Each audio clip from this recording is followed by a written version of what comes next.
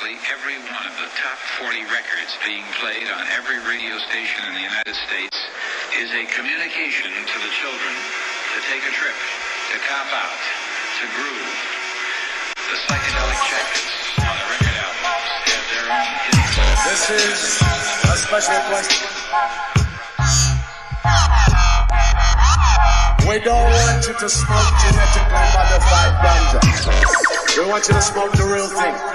We want you to smoke the natural herb. Some call it marijuana, some call it sensimedia, some call it lamb's bread, and some people call it ganja.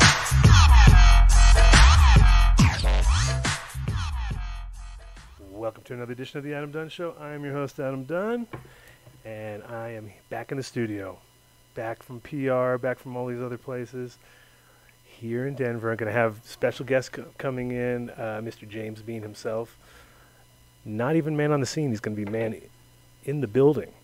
He's going to be rolling in. I think Chuck from Verde is going to be coming through too, which will be very cool.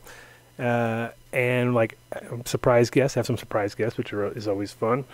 My old friend Dwayne, who, like he was saying, probably about 21 years or so has been buying seeds off of us in Holland and stuff, and now coming through to see what the scene's going on here in Colorado. It's funny enough. Okay, so now my headphones are too loud, so just turn them down. My headphones have always been so low I could never hear myself, and now I'm like blasted. So he's here rolling his first joint in a long time because for some fucking weird reason he's here on the Adam Dunn Show telling me that he hasn't smoked weed in 3 months. It's a bad idea. You you pretty much never go on the air like that. You know, the chat room is already on fire, telling us like smoke. So we may get to watch him inhale his first hit. But you're gonna go full steam, right? You're not gonna just take one hit and be like, that's it. You're gonna. No. Once you dive in, you might as well. It's like bungee jumping. If you didn't bungee jump for a year and you're a bungee jump guy, you wouldn't be like, I'll start at 10 feet, right? You'd be like, fuck that, to the top. So. Yeah. And also we have Jamez in the studio here live. Hello, greetings. And, so you're down in Jamaica, and you are up in both between Canada and Jamaica. So not Canada, between here. Not you, him. Oh, yeah. So I'm saying, so you between the two of you guys. Yeah. So we'll talk in a minute about what's going on in those two scenes because they're actually very interconnected, as is strangely enough. But every time I hear something about Jamaica, I pretty much hear something about Canada within the same sentence. So there's a lot of motion down there. And we also got our giveaway this week. So I hope you guys listened to the show last week because we're not giving you any hints. You either got to go watch the whole fucking show right now and figure it out. You don't really have to, but you got to watch something at least. You got to at least watch the show. I don't know if you have to watch the whole show. Oh, here we go. Live in the studio. It sounds like it's Jamez Bean. He is live on the scene. So yeah, word of the day. I'm going to call somebody. That's the whole point of this new technique because we've tried so many times to do these giveaways, and it's fucking hard. I'll tell you, because stoner giveaways is like stoner raffle. It's just kills. It's a party killer, dude. It's like if you ever go to a party and once they start the raffle, I'm like, oh no, it's time to go because you know how it is. No one can find their tickets. Yeah. And you're all just like so high and no one's paying attention and it just goes on and they just keep pulling out numbers and other numbers and other numbers and you're like by the end of it all you're just like, all right, do we really have to have the raffle in the middle of the fucking party? No. So the new technique is going to be very simple. We're going to call you. And I think I definitely have a few contestants. We didn't get a lot. So I mean the thing is your chances are so high to win with our new technique that all you got to do, and this is a reverse stoner problem now. Now stoners got to you got to write something, dude. You got to get on your phone and you got to type us a little story about why you deserve one of these awesome new lights. And I got some fucking good shit though. I got people who wrote details and they told me specifically, and I was like, okay, this is good. This guy like put energy into it. So literally, imagine if only 20 or 30 people write in. You got a 1 in 30 chance of winning $1,000 light or $800 light or whatever it is, and fucking worth it, right? And that's every single week. Wow. So I know you guys are lame. We know it. I know. Everybody knows that nobody wants to, no participation, right? As long as you don't have to pay money, or do anything, this show rocks, right? The minute we ask you to do anything, hey, could you like call in? Crickets, right? People don't. But this new thing, I think once people realize how easy it is to win on the Adam Dunn Show. Now we're gonna do that, and we're gonna make fucking giving away light fun for once, because it's always so painful. I'm telling you, it's a nightmare. Anyway, so while you guys are here, let's delve into the. First of all, I think we have the. Are we in Amsterdam right now? Yes. Okay, good. All right, so we are in Amsterdam right now, as we know, because we're immersed in this scene, right? What year was the first year that you came out there and went on your quest for seeds? Because I know you were an early adopter. It was either 1997 or 1998 when I first made the first trek to Amsterdam, to buy seeds for ganja land. Right, exactly, ganja. See, that's funny because now you're gonna, as you say these things, it's gonna all come flooding back to me. Like, oh yeah. Because notably I had certain people who would come yearly, and I would get to know them really well because it was very I mean, I almost could set my watch to certain customers back in the day where they'd be like, okay, it's March 5th. Then, this guy's rolling in because he comes every year right around March 5th. Springtime's coming. And then when I'd see the one person, I would know, oh, fuck, that means the next person. And sometimes it was good. Sometimes it was like, oh, my God, are they going to be here? Because I'd have customers who'd be there for 2 weeks trying to make a decision, right? Mm-hmm. And I was actually explaining this to somebody the other day. It was actually kind of funny because I didn't realize at the time what was going on. But pretty much when Prop 215 kicked down, and there was an actual way to kind of make this all work as far as like, we need to grow weed and we need to get the best of what we can get right now. I was sort of like naively over there, doing my thing, and we were making seeds, and we were, we knew that there was customers out there, but it wasn't like gangbusters yet. But then it was weird how it all happened because all of a sudden we got the similar customers where they'd come, buy a lot of seeds, and have a whole list of like a laundry list of what they're looking for. Wow. And we'd have to work it out and figure it all out over the week or whatever. And then at the end they go, okay, so could you give me like on the invoice where it says $100? Could you just make that like $250? Because they had already spent all the money on hookers and all the money, and they were trying to like justify the fact expenses, that right? Yeah, they were just like, they give them like 10 grand and they would spend 3 on seeds and the rest on themselves. Oh, no. And I saw that over and over again where I did like it became a pattern where I'd be like, oh yeah, you're here for a bunch of other people, and they'd be like in the land of Amsterdam with shitloads of money, and it was like impossible for that to ever get to the actual seed sale, But okay, so what was your mission? So what were you going there to get? Did you have an idea, or you were just? Yeah, well, my whole idea back then was just to have what I called happy weed. If there was a kind of phenomena where everybody wanted stuff that would just have them stoned, knocked out, these heavy indicas. And really my thing was creative cannabis, weed that would make you be able to conversate and enjoy the music and, be alive. Enjoy life. Yeah, so. Feel good vibe. So that was really what the deal was, And obviously, I sold you on sage. It sounds like because that would that would have been. I'm listening to the description and I'm like, oh yeah, that would have been like, and you need sage. I'm still in love with sage. Yes. So and lucky enough, those years were like pretty much some of the best because, it was still, pretty fresh as far as it was only like 5 years old at the time, but it was also, people actually have a 98. Sage cuts that they kind of kept a hold of because it was kind of like wine and shit where you get to certain years where like, oh yeah, those are good. Like if you were there, you're like, yeah, those are good years if you had picked it up right around then. Yeah. Wow. And you still have that?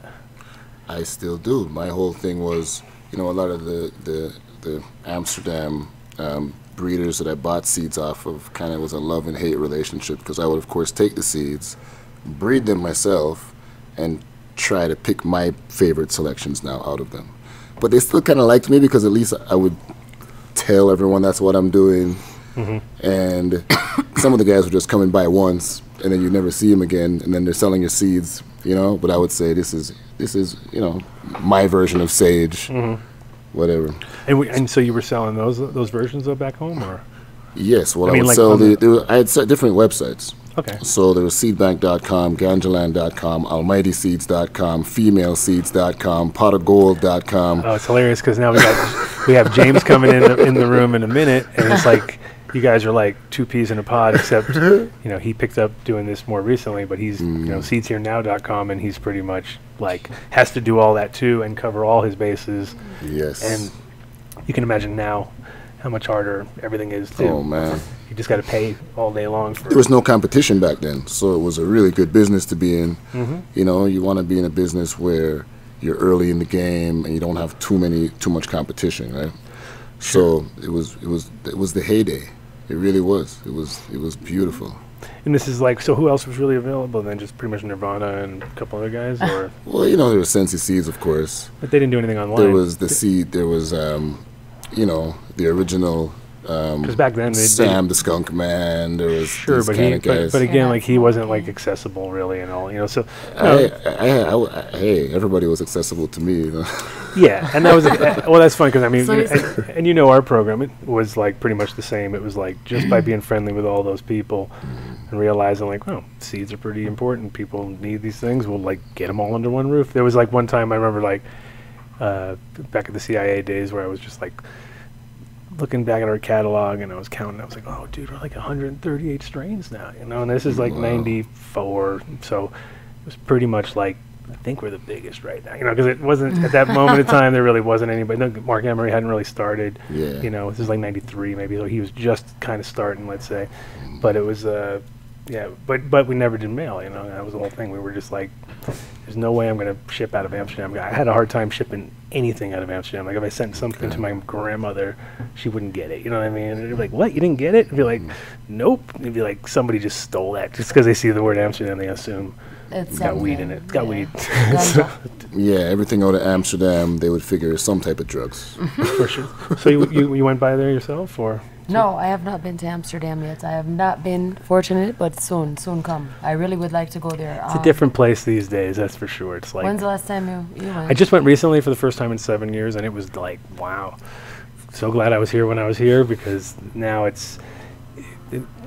now there's Starbucks everywhere, and it just kills, things like that. It just kills the. So they modernized it and took the old school feel away from it. It's global. It's still got the vibe in places, but it's still like it used to be.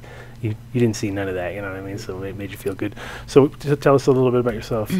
Well, I'm born and raised here in Denver, Colorado. Native. You can tell by the Batois. It sounds pretty, very Denverite. No.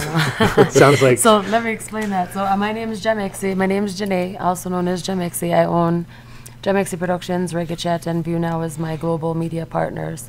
And I basically left from here and went to Florida for a while, and then left from there and moved to Jamaica. So I'm pretty big on the reggae scene. What year were you in Florida?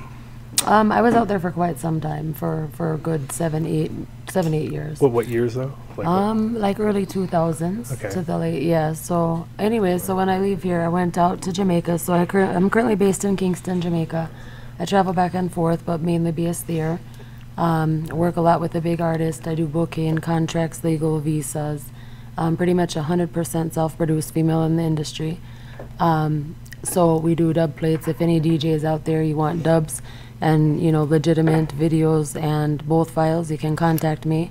Also, if you have any venue owners or any promoters that would like to do any type of big reggae show, Richie Spice, Freddie McGregor, Barrington Levy, Marcia Griffiths, big name people, you can also link me. And I do a lot of media coverage. So for example, the Buju Banton show, that just was his first show coming out of prison at the National Stadium. Yeah. I covered that. So, and I do a lot of things. How is that for? Man, let me tell you, next to Bob Marley. It's not going to be playing here for a while, I guess. So. No. But next to Bob Marley. No, that's pretty toast. It was epic. All I can say is I know when Barris Hammond came out on stage, I was on stage behind his backup singers, and the hairs on my arm just stood up. And to watch Barris and him hug for the first time and see each other for the first time, and two reggae legends on the stage, it was beautiful. The stadium was pretty much sold out. It's 35,000 capacity. He had over 30,000 tickets sold. So it was huge for Jamaica. Yeah. And we had a lot of tourists come in from all over the world. I bet. I was there. It was amazing. Yeah, it was mind blowing. It was epic. Like if you see, like if you can, I have footage. I'm getting ready to finish editing. So if you go on YouTube, all my social media is at Jamexi. It's JAHMEXI, one word. You'll be able to see the full performances of the show. You'll see the pictures. He had a welcome party, an after party. We also did Capleton, St. Mary Macomfram, Tony Rebel and Queen Africa, Rebel Salute. We do Sumfest in July. So all of the big major shows in Jamaica, I cover as media. And then, so also, on my new side, I also sing, write, and I taught myself how to engineer. So at the end of the day, the goal is to do a lot of things in music, but then also in the ganja industry as well. Since I'm from here and have the knowledge base and have the links such as yourself, and I think we can all work together to do, you know? Well, no, I think Jamaica has definitely become exactly what everybody was always hoping for so long, was like, you know, actually be able to access weed without it being an issue every time and getting, I mean, I haven't been there myself for years, but well, you need to come. But it was always a little bit of that, like, you know, you definitely smoked a lot while you were there, but you knew that you couldn't go past a certain point without fucking getting either the cops mess with you or whatever. Cops mess with you, you're gonna pay. Yeah, you know, you'd they always do be the ready. 2-ounce law and everything. They mock us, you know. So everything is pretty much based on us. But anyway, but yeah, you know, it's good, and I think we can do big things there. Other than that, I do a lot of things with the foundation side, the Ministry of Industry, JIPO, JCAP, so a lot of things are going on over there. Yeah. I mean, all the I was in St. Croix recently, like, I mean, all the islands are now figuring it out. And it's good because there's a lot of violence in a lot of those places too, and it's all based on, like, the fact that the weed there is so expensive that it's actually the same as coke. It's like, that's weird, you know what I mean? You're like, okay, so the same price? They're like, yeah, pretty much like the same price. You know, it's like, wow, it's like, it's you know, $6,000 a pound or whatever. For some of those what's interesting is as the product becomes legal, now you're finding the prices get higher and higher. But the reason for that now is because the talent of the real high quality growers have stepped up and stepped in, where before it wasn't really worth it. It was a kind of like dirty business. They grow a bunch, throw it in garbage bags. It's moldy, they're still selling it. Now you have a very sophisticated industry of people doing things the right way. So that's the key, the right way. Yeah, and I mean, it was always in a tire, and it was like, you know, kind of like never thought of beyond that. Like maybe keeping it small was also like thought of as a, you know, wow, like putting a lot of energy into it just by, you know, pinching. Well, just to be able to move more of it, they could, you know, if they can compress it down, they can move 100 pounds in something this big, as opposed to a whole truckload. So it's like everybody was just compressing their bud, and now that's not an issue. Now they walk around with the bud on long stalks. On a stick, and they sell it at the stage shows. 2 ounces legal. People walk around, smoke everywhere. It's nice. Around. And you just pick which stick you want. You take a whole stick, and it has all the buds on it. $10, 1,000 Jamaican. That's less than $10 US. It's great. It's great. I recommend you visit. Oh, there you go. Good idea. Thank you. Kingston Tourism, Jamaica Tourism Industry Board. You guys can get good deals. Come out there. Kingston is nice too. Even everybody, you know, let me say this something real quick.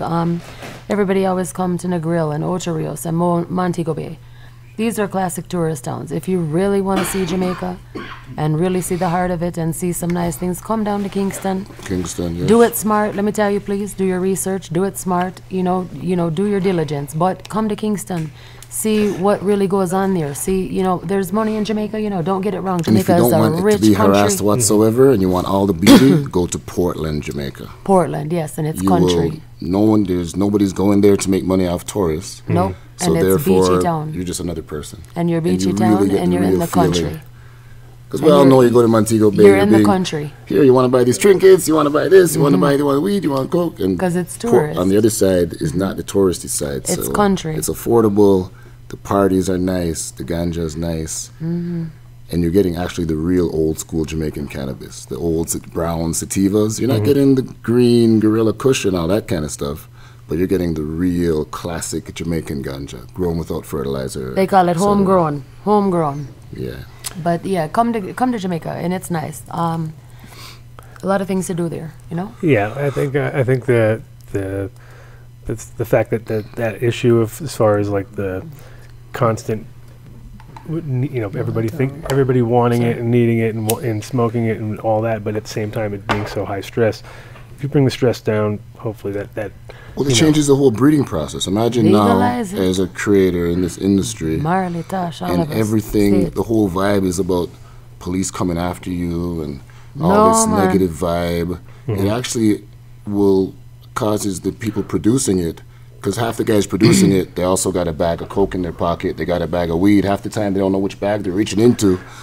And the whole vibe is not the same as when it's more of a natural Rasta legal. Yeah, man, pick your stick, roll up, come and smoke a spliff. Or well, also, like a lot of guys I saw weren't putting plants in the ground because they have to move them all the time, because they're like, oh no, when the copters come by, we have to move them over here and do. So it's like, okay, in a way, it's like you're never going to grow a good plant like that. You know what I mean? They grow you them in tires. And so it's like if you're doing that, then you're. It's almost like you're going indoors, outdoors. Yes. You're never getting much and beyond. they're bringing back the good stuff. What happened in Jamaica is you had these strains like the lamb's bread, which would take 7, 8, 9 months to flower. These things would grow throughout the whole year and still grow the next year. They wouldn't die as we know normal cannabis plants do. So you had these 10, 20 feet tall trees. The helicopters could see them anywhere you were. When people came in with these 6-week, 7-week, 8-week strains, the growers were like, whoa, this is what we're growing now. Those plants went extinct almost. But there's a few guys who found like an old jar somewhere in a basement somewhere, something like that, and got 1 out of 100 to germinate. And those genetics are coming back right now. That's it's awesome. happening, and within a few years, you're going to see the old school stuff. The big crazy trees. They're going to be expensive, but you're going to be able to get the original stuff that was around in the 70s and the early 80s in Jamaica, which was the stuff that Bob Marley and Peter Tosh were smoking, and gave a real different type of energy to the smoker. Oh, for sure. And that's what kind of is happening everywhere, and because that's what people. Yes. It's just the nature of the beast, where you want to always, you think you're doing a good job by bringing better, what you consider better genetics into some place that already has stuff going on. That's especially when it's of course, there's always an improvement. There's an improvement, but it's the same time. It's not their fault. It's the fault of the system that had helicopters flying over the bud. If they could have got away with that, you would have had both happening. You would have had guys who just want to grow and get their quick 6-week crop, and you'd have guys growing these big trees for more money. But because of the situation of the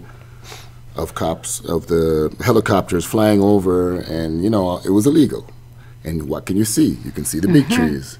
They come down, they kill all those trees. Guys are like, I'm not growing this again. I went to jail last time I did this.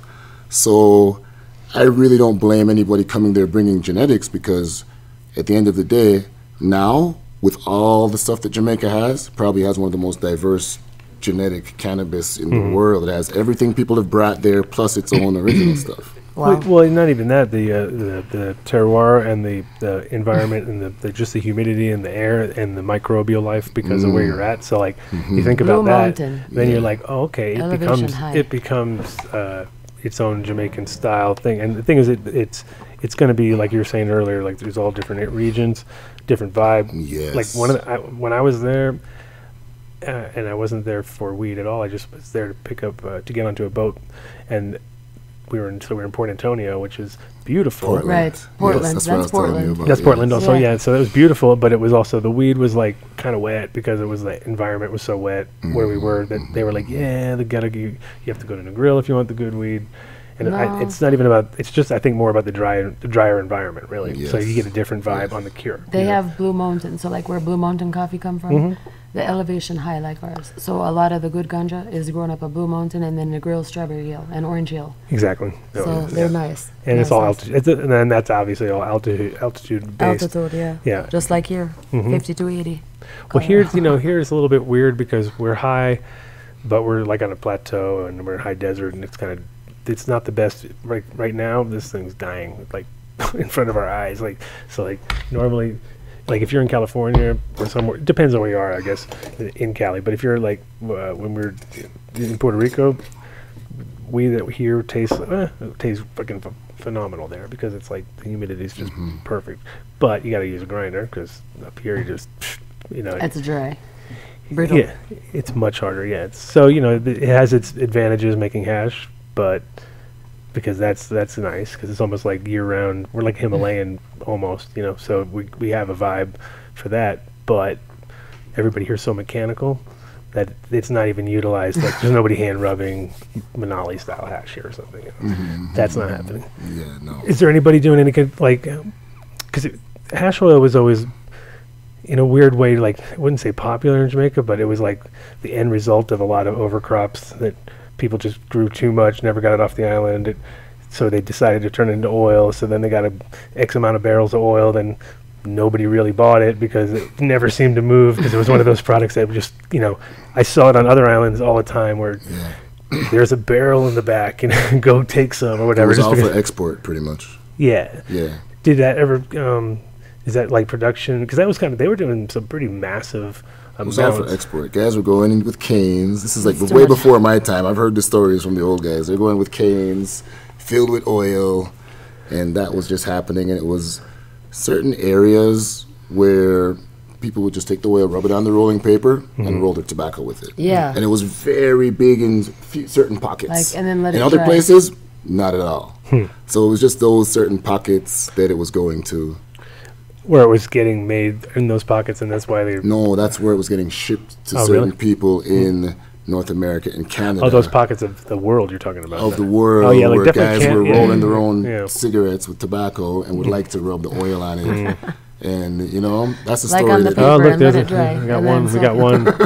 Cognac style. Right. See him there. He needs Canadians, to come in. fucking one. Canadians, Bring fucking him on. Canadians, It's just this and certain like, segment. Like, I never was into that personally. You can dip it. but It's like a dab. Too It's strong, like it's like smoking a dab. Look what him. well, the weird look at part this is over that nobody figured This out. concoction. Nobody actually figured out how to do dabs until recently, and it's like all of a sudden you're like, oh, that's how you should have been smoking that oil. So there was probably some good oil coming out back in the day, because, again, it's always product related. Like, if you have good product, so imagine you had some killer weed, you Well, couldn't there's get some rid very of good oil, but the Yeah. oil got cut like 15 times by the time it got to the end guy. Yeah. So it depends who you knew and where what it come you could from get. and where it originated. Yeah, That- guys that who just would thing's just say, nice, "Let me just though. cut this in half, and It's I'll contraption. sell it for 3/4," and people would get it. People would get away with it. Yeah. It was hard to find stuff back then. People would just. Get No, away I with that remember. I crap. remember some of there was a couple times I remember like seeing decent oil, but I never remember anybody smoking it successfully in any way, shape, or form, except for like, you know, like you try to do a hot nail, and you try to do like not a nail, but like a hot knife type thing. It didn't really work. It was too. If it was good, it was too liquidy, and it didn't really work. Yeah, it's some good. Yeah. We always had good Afghan. Afghan was like so consistent for so long. They always had that really nice dark Afghani that was just like forever. So you must have had good access. No, I mean, I know that for was me that it was like was like worldwide. That was like nationwide. Whatever you though. can get. That was like a nationwide sort of standard. I come from Canada. Most days of the week, you couldn't find anything unless you drove to this certain neighborhood where you might be getting parsley. Like, it was Parsley. pretty bad in the Flaky. 80s. Half the time, you just go without. The 80s was the 80s was a painful time, that's for sure. For I was Canada. just born, so I was a little baby. Oh, see, you were lucky. Okay. You didn't need But I still smoke. Colorado early now. baby. Colorado I started baby was smoking when I was 13. I admit it. It's true. And ganja has helped me. Ganja is my medicine. I love ganja. You know. Oh, well, I think ganja is the best. it's the weird because I have a from 7-year-old everything. now, and I'm looking at him, and I'm like thinking to myself every time, like, Jock, there's no way, because I started when I was 11, and you started 13. I'm sure you started when you were 13, somewhere between Yeah, grade 9. Huh? Grade 9. grade 9. My So that's story like of what? first Like, smoking cannabis well, I is don't even know what grade 9 is. I'm so bad. I at don't this. even grade know. 9. Well, you Well, graduate some when you're rocker 18. kid came to me in the So hallways. that's We're 4 both years. skipping school. So Oh, yeah, so- 14, 15. Oh, so you were 16, late. 17, 18, 14, 15, Oh, you First were thing I late. smoked, it was just some. 13, 14. I was just very high the first time I smoked. You just Tell us, smoked tell some us, ganja. tell us, The tell very us how first you. time. Tell us. Jaja. Because now you're Well, right now this you're high for the rocker first guy, time. he's like, we're in the hallways, like, hey, come. We got one caller coming in. We got a call in coming in. Let's see what we got. Yo, who is this calling in? It's the Adam Dunn Show. Hey, I wanted to say how's it going to my Canadian friend over there who's into Canada. Yes, thank you. Yeah. I wanted to check in with Adam about a couple of things just quickly if I could. Oh, are we in Home Depot right now, or is this somebody else? I have failed you, but I am just calling from a regular spot. Oh my God! You didn't even go to Home Depot for this fucking call? This is blasphemy, dude. All right, you're allowed to talk, I guess, because he's Canadian, so you're lucky. I guess we'll give some Canadian rules or something. Go ahead. Go ahead. What's the question? I got a few things I just want to go over. So first of all, I talked to you last time about how I had a triploid male, and it was kind of interesting how that turned out, because I guess I was waiting to see what was going to be the deal with the pollen of that, because I don't even know what sterile pollen is in theory. Like, does that mean that there's no pollen or there's some pollen? It can be just pollen that doesn't work. It can be sometimes they're dead though. Sometimes there nothing comes out of them. They're just like empty flowers. That happens too. But what did you see pollen? I mean, you see pollen or not? Right. So what happened with me was in the first couple of weeks, like there was a lot of flowering heads, but there was like no pollen whatsoever. And like usually, like even when the plant just begins to start flowering, even like the tiniest little heads will have some pollen. But it was almost like I was robbed or something. Like they took everything and there's no pollen anywhere. And then around the third week, all of a sudden I noticed one of them started to get some pollen, and I was like kind of shocked by it. And now, sure enough, the whole thing is like kind of like a normal plant. Okay. So it's just a late bloomer, which is actually which is a good trait right there. So late blooming is good, and a little bit of. I mean, with the triploid, or is it a triploid or is it a tetraploid? What is it? So it's three. It's got three. I think it's a triploid. Like that's all I'm aware of it. There's three heads. It doesn't have like the. So now you need to somehow. And like I told you, I had this before a long time ago, and I was all excited, and it was a total nothing. It just was a big dud. But anyway. Let's hope. Let's put some hope behind yours. Well, it looks like it has started to produce seeds in the females already. So I mean. All right. Well, okay. So you have to keep up with us on that, but you have to be at Home Depot, dude. I don't even know I'm talking to you right now, but. Sorry. Yes. Okay. Like, are they open right now? Wait, what time is it? Are they officially open? Or yes, they should be open. You're always on at the same time, so no excuses. What is the Home Depot thing? Well, Can you tell me? He's always at Home Depot, right? You're a Home Depot guy. He would call me from Home Depot, and it pretty much calls me every week. So, okay. But he just happened to be there the first time, so we thought, hey, you should always call me from here. So it's a great plan. You got to keep on it. You're right. Next time, make sure you're there.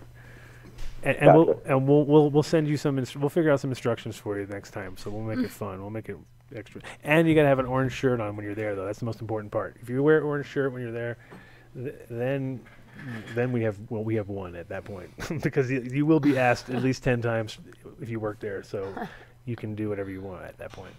We'll pull it off. He said you can do whatever you want at that point. Yeah, you have two cool guests on, so I don't want to take more time. I did have a couple more quick questions, but I guess okay, give it to me. You need me to head off, I understand. No, give it to me. Okay, okay. So just I guess the other thing I was kind of curious about is, for whatever reason. Like, have you ever noticed, or it seems that like females, when they're pollinated, they don't necessarily change color? Is that kind of like a known thing, or like I know I've had normal flowering plants that go deep purple, and then the plant itself, or the plant itself, or the hairs, or stigmas, or whatever. What are you talking about? The plant itself, like normally you'd see the leaves itself go really purple, and it's not like due to the temperature, because like I've had plants outdoors that are just the leaves stay green, and it's gone to like the 60s or below, and yeah. Well, they don't know, but not when if they're once they're when you're crossing with them, you don't get any kind of you'll get they'll swell up and they'll change color just the same as they normally would. They wouldn't change any way differently. So that's just depending on the plant itself. So if the plant itself normally would fade and go weird, because sometimes you get ones that they go so extreme purple, then they'll go the other way around and they almost look like they're striped or something, but it's actually healthy and normal. That's possible, but just because they've been hit up, no, they won't change any special color for that. No, I just thought they normally would be changing color in flower if they were like Sensimilia, like non-pollinated. Okay, so you've already pollinated, they don't. That's weird. Okay, so you've already grown it before, and now you hit it up, and all of a sudden it's not changing color. Strange. Yeah, same pheno and everything, and like I even had it outdoors where I had someone else grow the plant itself, not have it seeded, and I pollinated it. My version didn't change color, and his was outdoors, and so I guess it was greenhouse but outdoors still kind of, and then it turned completely dark, and mine didn't. I mean, it can be other things that induce that, but usually if it's extreme, like where you get like real purple and really bright like yellow colors or something, or little other But you're saying it's green now and not and not purple at all? Exactly. Like, it's just like it almost seems like it's not the same plant, kind of, because it's basically like a peanut butter breath type strain, and then it just hasn't changed, a dark color like it had been previously. Oh, Jesus Christ! Your plant's morphed, bro. You got a morphed plant. It's completely morphed. No, I've so many times. Okay, the funny thing is I've been in so many rooms where people are like, I don't know, man.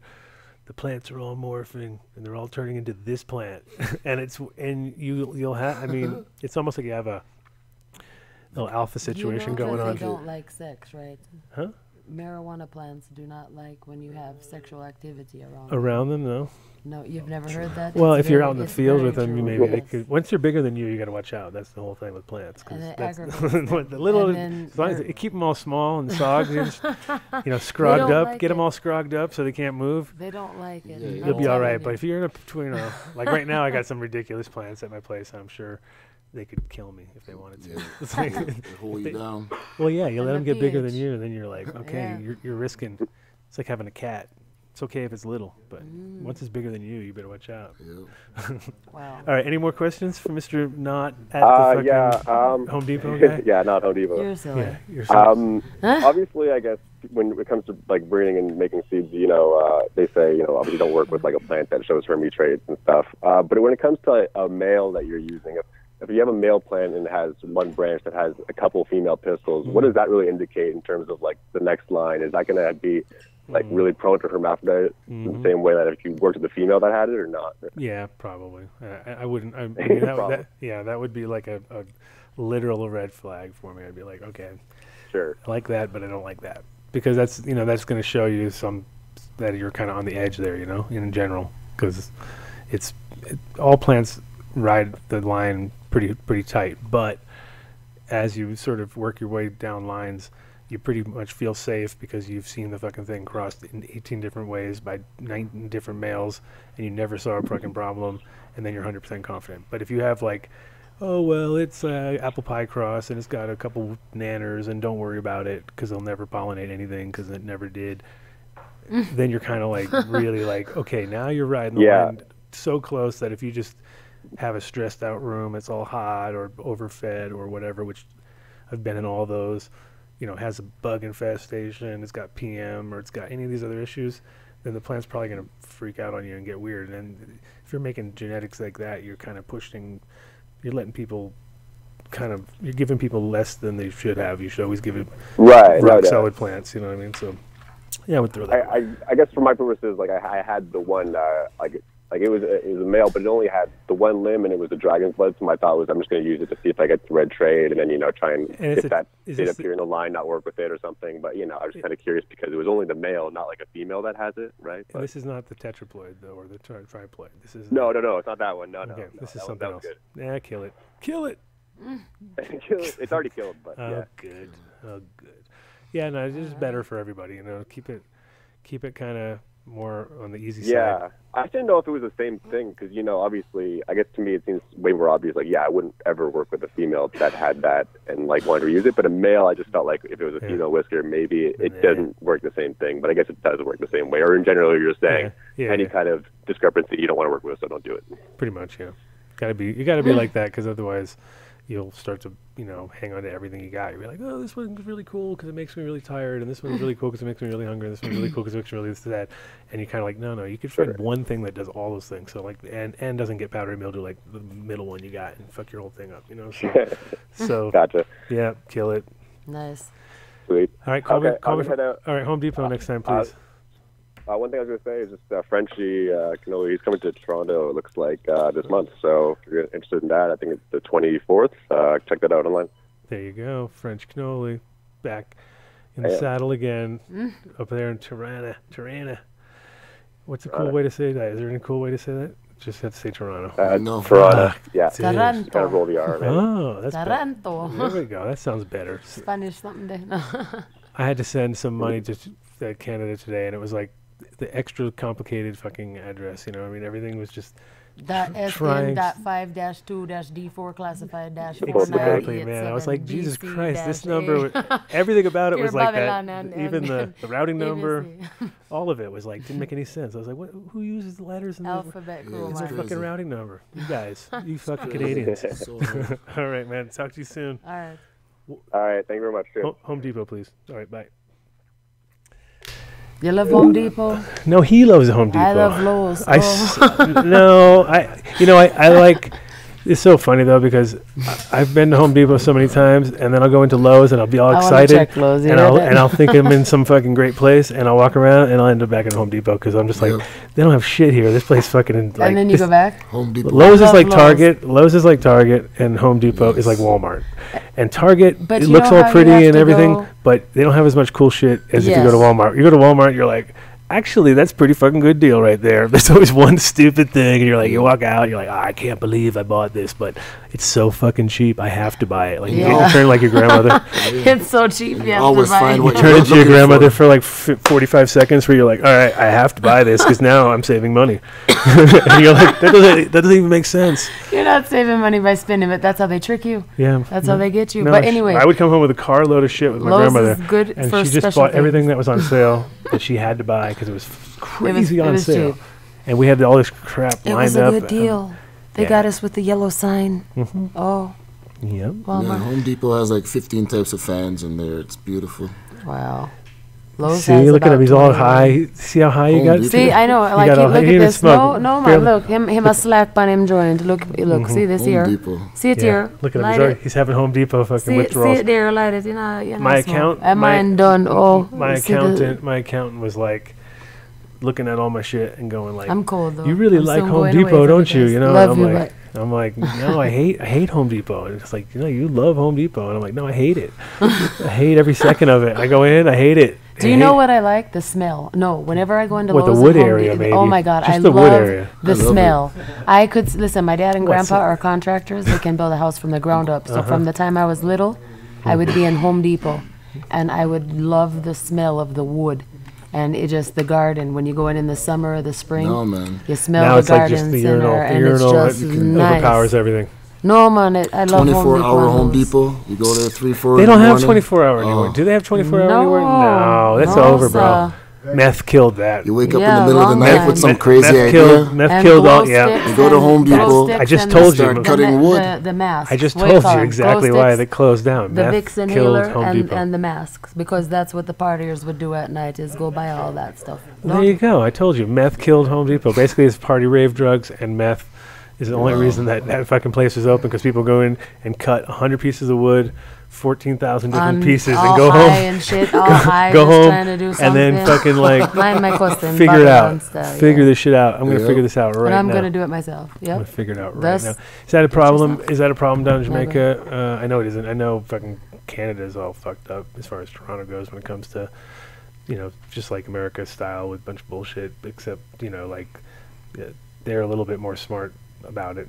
Possibly. But meaning what? In Jamaica, what are you talking about? Like pharmaceuticals and all the bullshit drugs that kind of like everything there. No, listen to me. Everything that's here is there. Everything that's in Colombia is there. It's the same thing, same country, different style. Just like, whatever you want, you're going to find. But the main thing Jamaica focus on right now is just the ganja.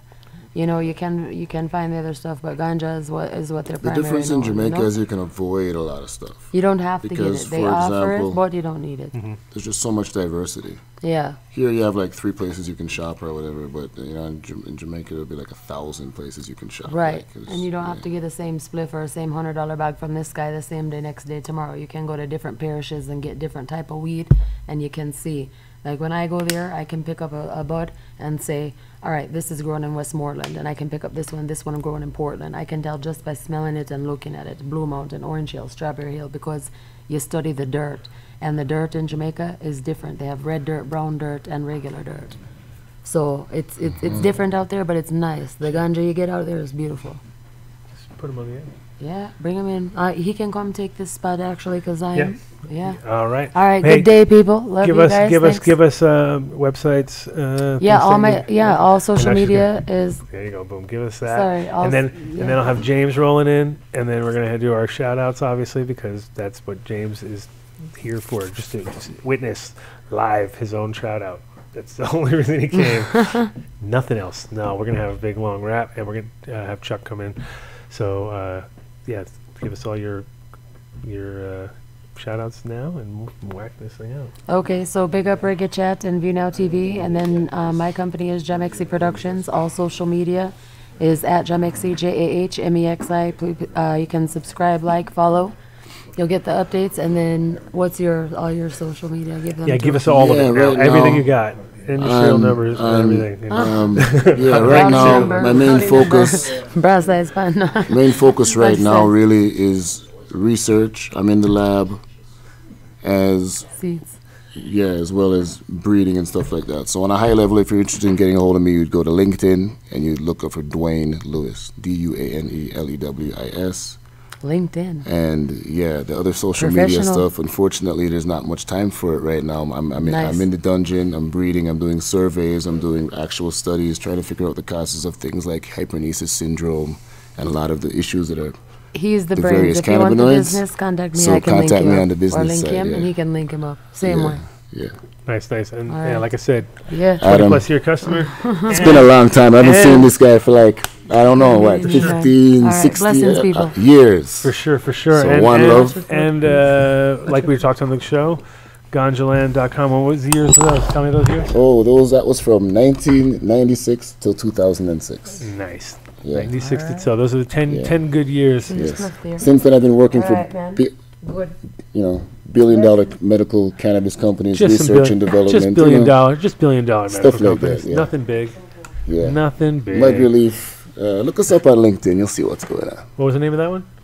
Med Relief. Med Relief. Was the nice. company I was working for as director of research and development. That's why you probably didn't hear from me for years. I was locked in the dungeon. Too busy in the $1 billion dungeon. Thank you for breaking my 3-month.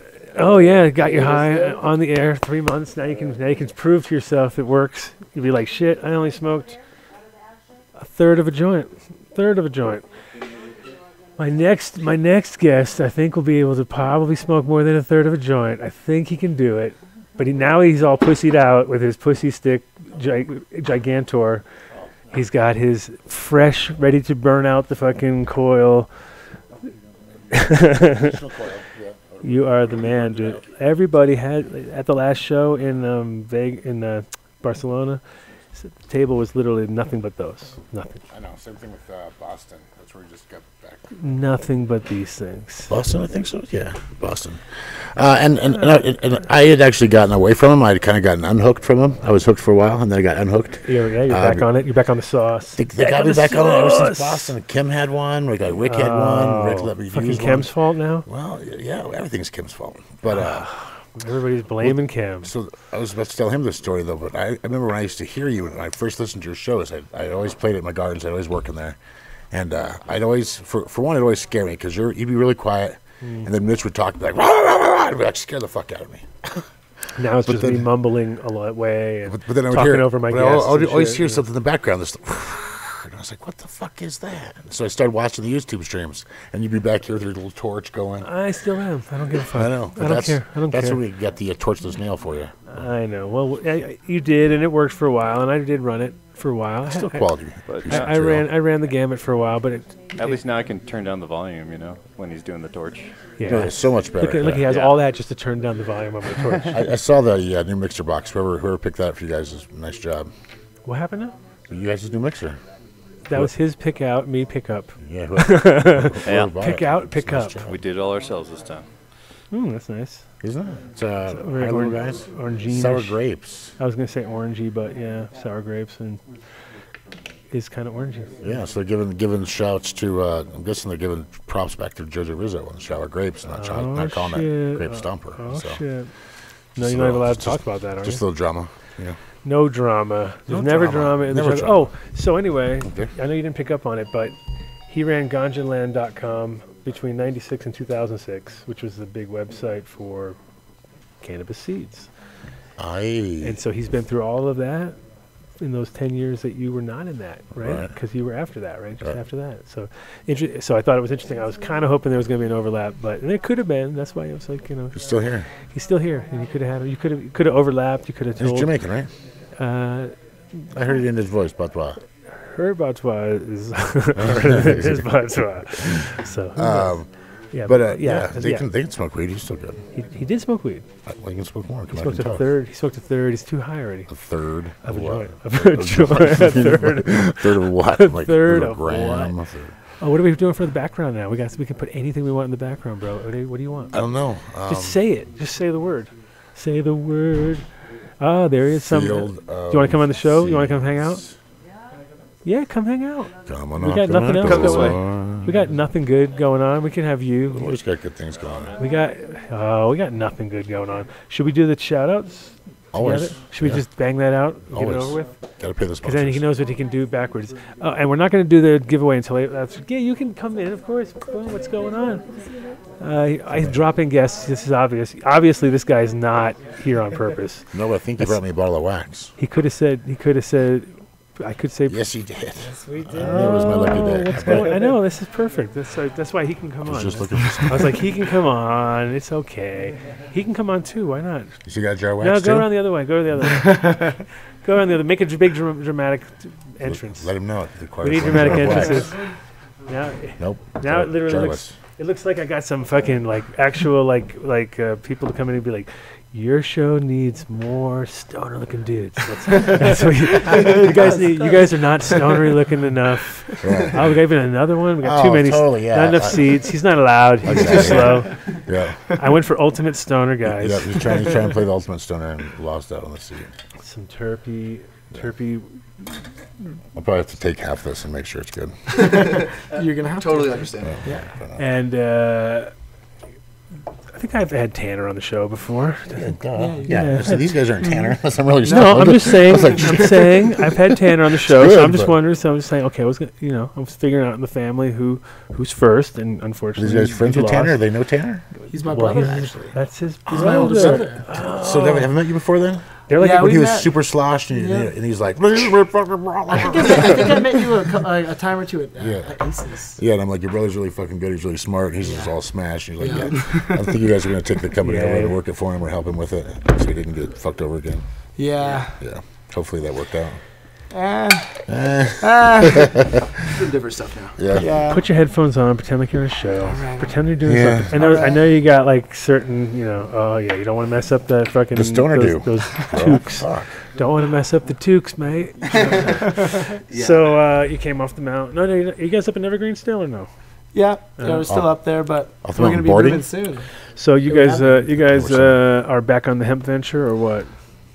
Yep, Oh, yeah. always. Yeah. Yeah, we're actually going out to North Carolina to run a farm out there and also a farm in Virginia. Nice. Because you guys, you guys rocked about was it like 7 acres or was it how much was it last year? 57. Eight and a half? Eight and a Was half? it? Eight and a half. Yeah, we Okay. had about 17,000. And now I always units. it gives me a focal point, just because now I know exactly, like, just that church and all that bullshit made me go like, okay, you see are they gonna do anything there this year? Or are those guys trying to pull something off? Or It sounds like they want to, but we're not going to be involved with that. you're like, we're out, bro. No more of that mess. Yeah. You guys did a proper crop last year, which unfortunately ran into some issues. Are you allowed to even talk about that, or is this like that top secret? What's going on? I don't think Because so. that's an issue. That was one of those Is it hot? situations. No, that was one of those crazy situations where you guys like. It was almost like we were back in the weed world, right? Because like Straight up. you guys did all the work possible, got it to the point where you were like, putting in super sacks and everybody's happy, and give us a scenario because you guys weren't there, right? When nothing, like I don't even know. Yeah, this so, will be all new to me. Not all new, but it was like one of those situations where I didn't even want to know the details at the end. Yeah, It's horrible. Personally, it kind of sucked because we weren't on land that we were allowed to live on, but we had our trailer there, and the cops kind of kicked us out about a third of the way through harvest. When you stay on land, you were growing on land that you didn't have. Oh, no. So it was, we personally didn't own it, but it was one of our partners in the company that we set up. They owned the land and we were growing on their land. We were all working together. Would they have been allowed to stay? Excuse me? Would those guys personally, whose name was on the land, been allowed to stay? Nobody was allowed to stay there. Yeah, it was a zoning issue. Okay, so it was just a zoning thing. It wasn't like because Yeah. it wasn't your land. It was just like Yeah. it was just a guy was technically wasn't allowed to have anybody there. Nobody messed with us at all, really, until the end of that. And then we started having a lot of people helping us harvest. We're not sure really where it went wrong, if it was the armed guard that got held up or if it was somebody that was working for us. Yeah, we got robbed. So what zoning issue did they play on you? Like agriculture and not agriculture? Because they played some shit like that in Oregon. They say you couldn't grow. There was like zone 2, but you could only grow vegetables and fruits, but you couldn't grow cannabis. I was like, well, if I can grow vegetables and fruits, then I can fucking grow cannabis. Yeah. And so they ended up passing that one. But so what did they try to apply? That you say you were commercially zoned, you were trying to grow industrial, or it wasn't for growing; it was for living. We were allowed to grow there, but we weren't allowed to live there. For personal, yeah. Not that those numbers. So you guys left and went and did something, and then you came back and your shit's gone. Yeah. Well, we started living at a hotel after like a little under halfway through harvest, and then we moved into the hotel. We're living off site. We had armed guards watching the property and watching the barn. Trail cams, okay. Yep. Yeah, exactly. But got held up. We got robbed. They took about like around 12,000 pounds. Just strung armed you guys? Just took your guys to the gate down and strung armed, hog tied them? Or what? Yep, exactly. But it was a super fishy situation. Like, I was one of the first people on site, and the armed guard had left, and they didn't even call the police. So it was like, super sketchy. You were kind of in on it then. Oh yeah, no, it was greasy. It was. Yeah, there was definitely more to that whole situation and it was one of those deals where, as a, if it was a grow, it was fishy. If it was anything, it just had that vibe where it was somebody it was definitely inside in some weird way, and I mean it was weird because it went down, and definitely a lot of people heard about it that were other growers because it got round that this shit was going down, and so it was basically it was definitely like either cartel or something really like. They were pretty organized. There were 7 guys with assault rifles that came and tied up our security guard, and they had a stolen truck that they brought, and they dumped a bunch of snowmobiles on our farm. Right. And then they used the stolen truck to move everything. Right. And no photos of these guys, no nationalities, we don't know white guys. We just know they had guns and guys. Yeah. That's it. It's crazy. And so in the end, are you guys like, are they bonded? And what was the deal with the security guys? Because that's where it all goes like kind of weird. Like that makes me wonder. Because cannabis can now be insured. Yeah, can you? Well, it's hemp too. It's not even cannabis. Even better. But yeah, Lloyd's of London will insure anything, but they will insure that crap. Would have. But they're good for this year, not good. So good for last year. Yeah, last year not so much. But what about? But like you said, what about the security company? They should have been licensed and bonded and have some kind of responsibility to be on the hook for something. We're in litigation right now. Oh, that's why I asked if you were. Yeah. Now it's over because the show. Well, they're going to know the show. They're going to watch it. And they smoke weed. They're busted. They're out. I'm like, this show cost them their entire crowd. Thanks for being on the Adam Dunn Show. It was great content. Yeah. Well, anyway, yeah, we won't say nothing bad about the lame ass security guys. Oh, it's okay. We got called out at was Indo Expo. Got called out? Yeah, called out by our own our old ex-boss that we used to work with. Oh, Jesus. Yeah. Don't even bring his name up. Yeah, don't even talk about him. And then the Expo was crazy. They had a whole separate. Don't even bring that guy's name up. We don't want to start a war. Oh, no. It's a That's war. where I saw you guys at the Expo. And he was all sloshed in the second room. Yep. Yep. All right. Yeah, exactly. Oh, there we go. Finally. But no, it's funny. Here's something happened, and then like pointing at us, like, oh yeah, I got robbed, blah blah blah blah blah. Nice. You're like, no, don't point at me. Fucking leave me the fuck out of it. Get my name out your mouth. Jeez. I'm sending. I was gonna say I saw some pictures over here, but of what? Of their field. Oh yeah, it was a beautiful thing. The plants were so nice. Yeah, they had really incredible some chunk and some size to them. There you go. Yeah. Oh, we got a call in. Who we got? Already? He's calling in. Hello. Yep. Welcome to the Adam Dunn Show. Hello. Yo. Who we got? Chocolate Thunder. Hey, this is Thunder Fudge. Thunder Fudge. Yeah, we were doing a shout out, so we never started. We got all lame. We do that. What we do it later because you're here. Yeah. Oh, we'll just run through Thunder Fudge real quick because Thunder Fudge is actually run through Thunder. Oh, that sounds so wrong. We're gonna just run through Thunder Fudge just really fast. Okay, run it. Oh my God. No, because he's at the. I think it runs through you. Actually, that's the thing. That's the difference. He runs through you. You don't run through him. But he's actually at a fair, so I had to call him and ask him. Oh, okay. So like, hey, welcome on the show. Let's try to keep you not too long from your spot. So where are you at right now? What's going on? I'm going over the Narrows Bridge. I'm going to the state fair. Wahoo! You're driving. Corn dogs and taffy and bratty kids and shit everywhere. It's going to be fantastic. Oh, you're sounds like next week coming up with fucking 420 and all the bullshit. Yeah. I'm already tired. Griswold here, you know? I've actually figured out my whole thing. I'm like, you know what? I think that's the day I'm just not going to do anything, because that's the day that everybody's expected to make me do stuff. And I'm like, I don't think I want to do anything on that day. That's the day I'm off. I'm like off. It's like 420 during the day. I feel is the 1 minute we should all stop smoking. And then let all the amateurs smoke, and then get back on it right after. Like, we have 1 minute of just silence, you know what I mean? Like, no one should take a hit. Should be against the rules. Should be like 420 is when you stop. You just stop that 1 minute. You don't fucking consume, because you always fuck it up anyway. Right? So welcome to the show. Driving along. So we're going over a bridge. That sounds cool and dangerous. Nice. Yeah, I like that. Especially in Washington. That thing's ready to fall down. Thunder just dropped this. Tell us about the new drop. Tell us what you got going on. Man, I'm back on that Sour Larry stuff. Just inbreeding the hell out of it. And just for a few things, making a few outcrosses. Just because I know what I know, but could you let the people know what the Sour Larry, where it came from, how you got a hold of it, and kind of a little back history on it? Sour Larry is Larry OG to Reservoir Sour DIBL. It was made by Elite Genetics. It was the precursor to Lemon Larry, and he did work a couple of crosses with it, and it was really great stuff. I've gone through a lot of his gear and been kind of a fanatic of the Chem Sour OG crosses for a long time, and he put up solid numbers, you know. So, you know, just as good as a lot of guys.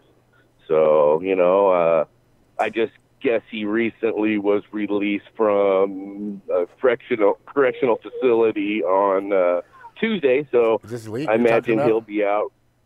Elite, yeah, Elite's out again.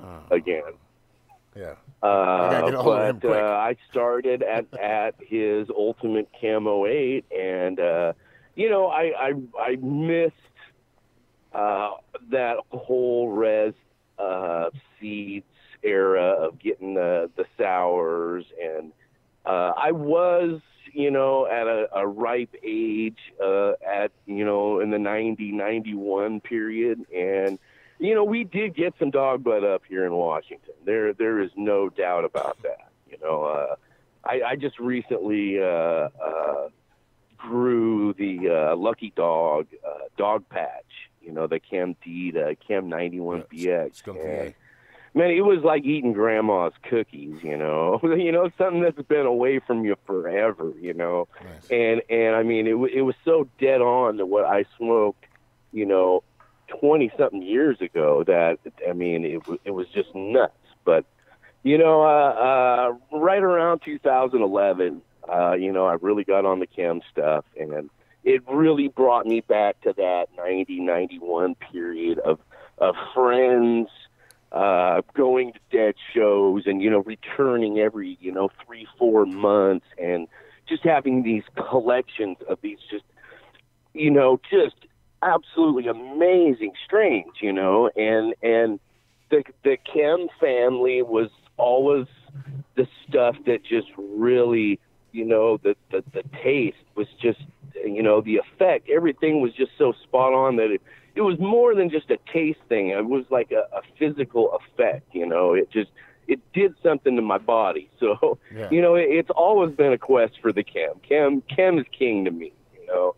There is many imitations, but, you know, it's good to see these guys like Skunk VA and stuff back in the house. And, you know, putting the pure out for a lot of these kids that, you know, have only, you know, read about it or whatever, you know. Or gotten watered down bullshit or something that they were told was Kim, oh, yeah. just Joe Brand just sold. Yeah, and then there's nothing worse than a watered down Kim, you know. I mean, somebody says Kim dog or something, you're like, oh, yeah, shit, yeah, bring that on. And you try it and you're like, wah, that's not Kim. So, you know, that's just what it's been about, is that quest for that same euphoric feeling that I got back in, you know, my early 20s, you know. And you've been, I mean, there's no doubt. I mean, Kim is Kim, and there's no substitute. So, you know, when you come across it, you know. So you know, like I mean, basically, you know, I got into the sours. What's that? I said, in my brain, I have to kick it back still to Kim is Kim, and Kim is king right now, but Kim is still a bag seed. It was a love child. It was never meant to be. Nobody planned to do that shit.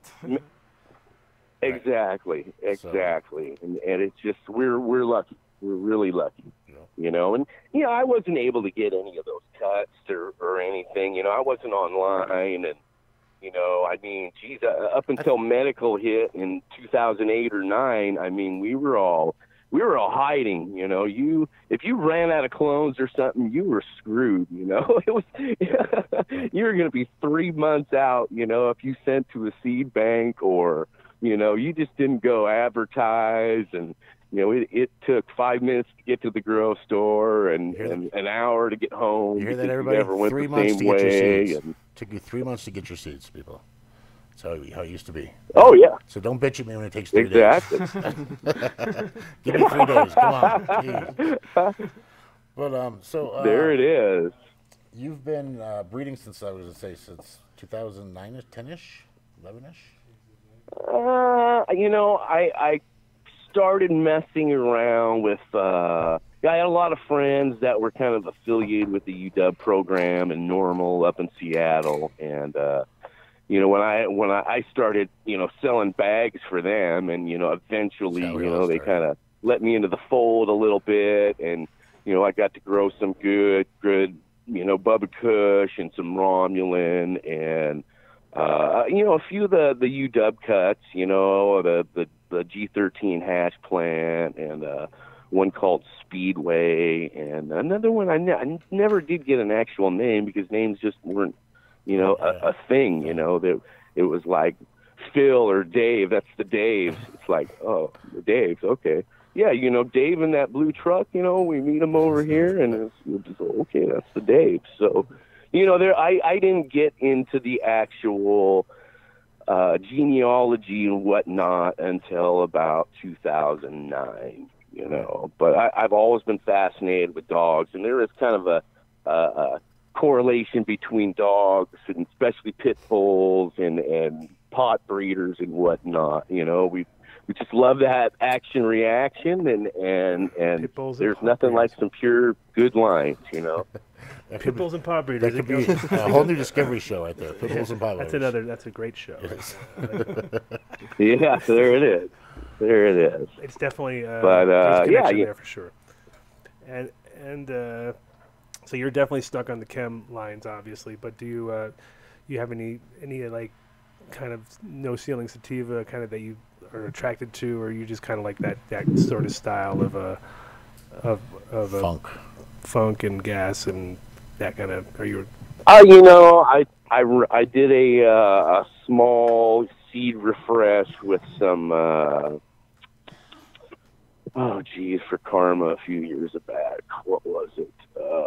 It's pure Burmese, and you know, I mean, I've gotten to grow you know, 5 or 6 reefer man strains, and you know, supposed IBLs and some other landrace stuff, and you know, I kind of want to get back into, you know, some pure lines and whatnot. You know, I mean, you just, like I said, man, you work with chems and sours, and some of these guys come back, you know, Duke Diamond, and and skunk VA, and it's like, well, okay, pardon me, just step away and move on to other things, you know. Speaking of so, which, shameless you know, plug. I'm still on, you know, the indicas and the cushes and whatnot, but you know, like even most of my land race, the pure stuff that I have is, you know, more into the you know, the Burma berry range, and still more into the indica stuff. I'm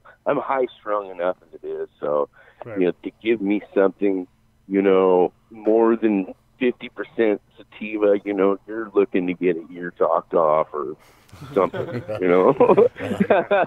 So I kind of just stick with what I know and what I like and what suits me the best, because yeah, at the end of the day, I mean, I have to stand behind what I'm growing and what I'm selling as far as seeds, and you know them intimately and tell myself, you know, yeah, I want to grow these, you know, and grow them and learn them and be able to, you know, talk to people about them, you know, describe, you know, how the effects and whatnot, you know, and it just sativa, man, that's just out of my range, you know. Then it takes so fucking long, and they're tall, and they're just You're such a whiner. I mean, I've always got fucking 12, 15 you weeks watch for that this shit. This year, because of Neville passing, there's going to be so many fucking people doing haze projects. It's going to be crazy. Oh, it's going to be hazelicious. Yeah. Well, it'll be good to see, because it's one of those things where I bet 9 out of 10 people fuck it up. So it'll be like, there'll be a one or two that shine, because it's really hard. It's like really one of the harder ones to nail, because otherwise there would have been a So bunch do you of know the copycats. story of the Hayes brothers? They're kind of a made up thing too. So we're actually, I have a guy that we're going to bring on the show soon. We're going to do a little Yeah, that's another show. Yeah, we're gonna That's awesome. We are going to do a show completely based on that, because I have a guy who's figured out half of the Hayes story, as far as like he knows exactly who, and he's still alive, who produced the one that Neville got a hand of. So that's another show. Like, So are you still going to Hawaii with me? Yeah, when are we going? June? May. Oh, May. Wow. Quick. So the guy who did the Northern Lights 11, Greg is up there, and he's McAllister. Yep, he's agreed that I had to bribe him. But everybody. Yeah. Well, I had to pick him up. I had to give him a dog sitter. I had to pick him up. He's going to fly out there, but he'll be at the a guest of honor at the competition. So. All right, good. So then we'll have a show right there. Yep, we'll get to sit and talk with him. But We the guy's will like have 96. He's not 90s. He's not 90s. 90s, 91. Well, think, if he popped the bean, if he got back from the war in 74 and popped the 11, then how old's he got to be? Well, we're not gonna assume. I don't know, dude. We're stoners, dude. We don't know. We don't know these things. 96 sounds a little old. Okay, maybe not. That sounds a little excessive. Okay. He's gonna be there to be like, I'm 60. 96, you fucking dyslexic motherfucker. Yeah, well, that's true. I think you just flipped a note.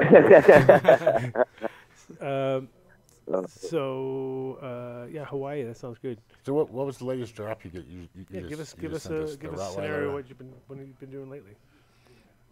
Man, I've got, you know, I really didn't want to use too much of Exotic's work, you know, but I have the cuts, and they're awesome. They're great. He does good. I mean, for anybody who doesn't know, Exotic by far, and Thunder Fudge worked together you know, what, in the past. Oh, yeah. I helped with Mike a long time and stuff. He's a good guy and a good friend.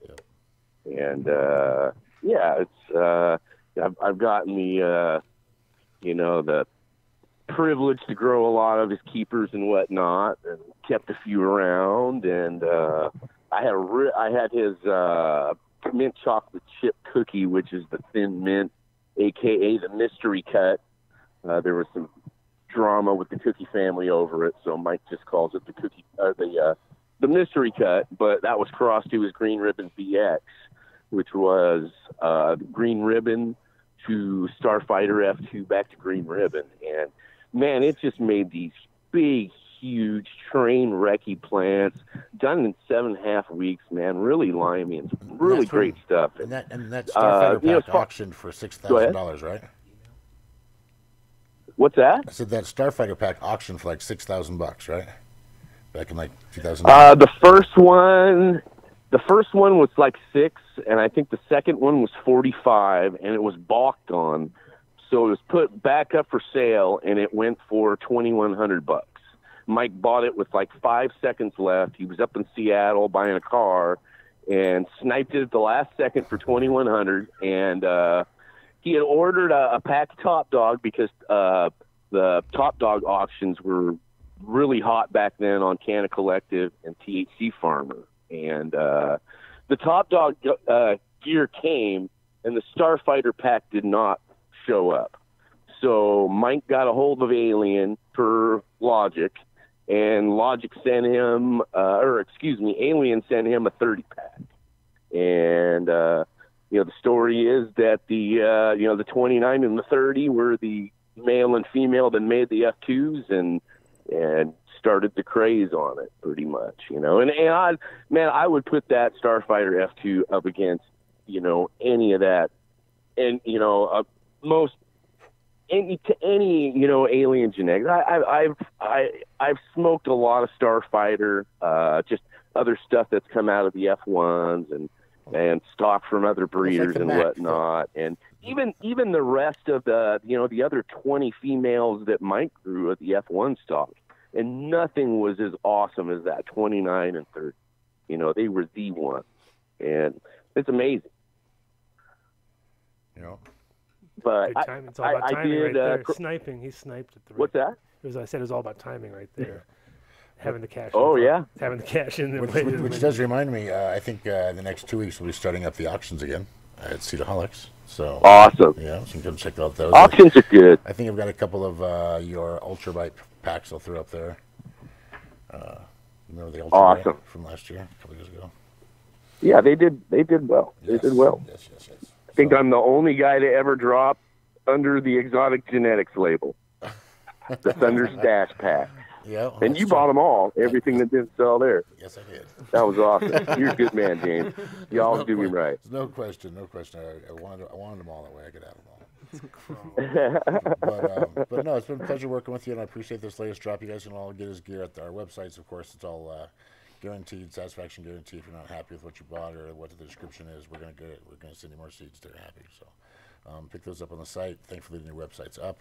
You can also catch Thunder Fudge on the forums. On our forum, seats in our forum section, he has a channel that you can go to and talk to him and bullshit with him and whatnot. So, sure, anytime. Yeah. So cool, man. Well, I'll let you get back to the fair and the corn dogs and the kids and the headache and have fun. Good deal, man. You guys take care and have fun. All right, thanks, buddy. For sure. Thank All you. Right, bye-bye. So last time we were out, and was we in Alaska or something like that? Maybe we've been a lot of places. I know, but with him. Thunder Fudge. When I fucked up, and I thought the other guy was him. And Seattle, I think. Oh, that was hilarious. Seattle, yeah. So it was one of my sales guys. Yeah. And he goes on and he's like, Dunn wants me to come to dinner with him. Like, being real nice to me and shit. I was like, no, you tell him you gotta do this fucking booth. You gotta roll up the booth. I mean, I appreciate it, but no, you gotta roll up the booth. He's like, no. He wants me to go sit on a panel. I was like, what? Why don't you sit on a panel? And then I get a phone call. I get a phone call like, why is my sales guy got to go on a panel? And I was like, oh, that's not Thunder Fudge. That's not Thunder Fudge. Because they were sort of similar, but not really. And that turned out to be, what's his name? Matthew Teets. Mm-hmm. That was surprise. And I was like, oh, of course Dunn wants you to sit on a panel. Yeah, he does. That was funny. That was one of those moments in time where you were like, oh, I totally got it wrong. Because I was like, literally, I had to go on a panel, and I was all, oh, cool. Hey, come on, let's go. And he goes like, what do you mean? And it was like, come on. He goes, okay. So like I was going along, ready to go on the fucking panel with him. So I was like, no. Got pulled at the nick of time. So going back to... Debris hijack? We're getting hijacked, right? Yeah, middle of getting hijacked. Guy's fucking lame. He goes, so after that whole thing, now that big debacle, you may get something out of it, you may not, whatever, but you're going to go back into it, but you're going into it with a much better partner, I assume. Okay, that's going to be your that guy was a partner? No, but just in fact that you have a, like, sort of.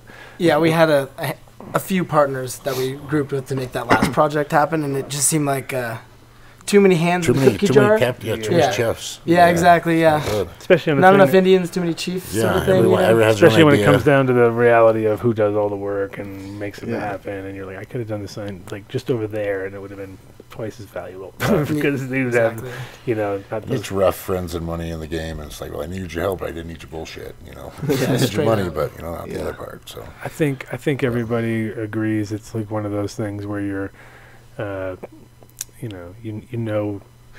know that the person who's probably gonna fuck it up is the one who gets rid of everybody in the first place, and we've already seen it happen so many times. And it's like the grower is the last person who usually like should get fired, but the reality is they're usually the first one who gets fired, just because guys. You make too much money. I've already got this going. Don't like the reality. They don't like reality checks when you tell them how much really it's going to cost. You know what I mean? And on top of that, start adding up your hours, which, as you know, add up super fast. And like me and Obsolete were talking, and if you're working with somebody like that who's working with the monies, and they're, you need to go buy a new pH pen, and you want to buy a blue pH pen because it's fucking there because it works. And they're like, well, I can get one on eBay for $3.15. And you're like, yeah, but $3.15 for a pH pen is not the same fucking. We're not talking apples to apples here as the blue. It's not going to be reliable. But the money guy is just going to be like, well, it's cheaper, so let's just buy this one. Yeah, until it fucks up on you and costs you a whole room because you burned everything. Yep. So it's just like that on a gigantic scale. The bigger the room, the bigger the fuck up.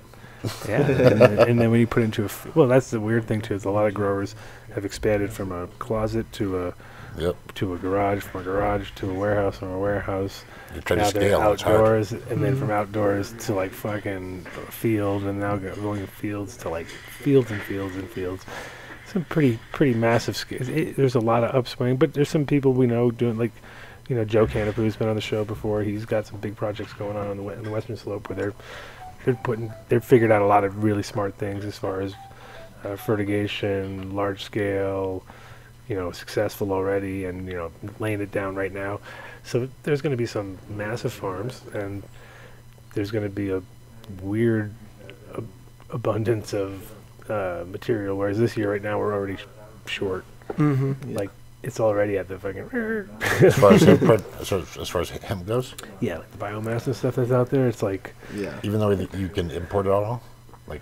Import, nobody wants to do that. It's going to happen, especially once the South American countries get on board higher, and they're actually the problem is right now America is not getting anything inside. It's all going to Canada because it's harder to get stuff into America now from out of the country. I know. It's one of those it's not going to be very easy. I wouldn't even want to try.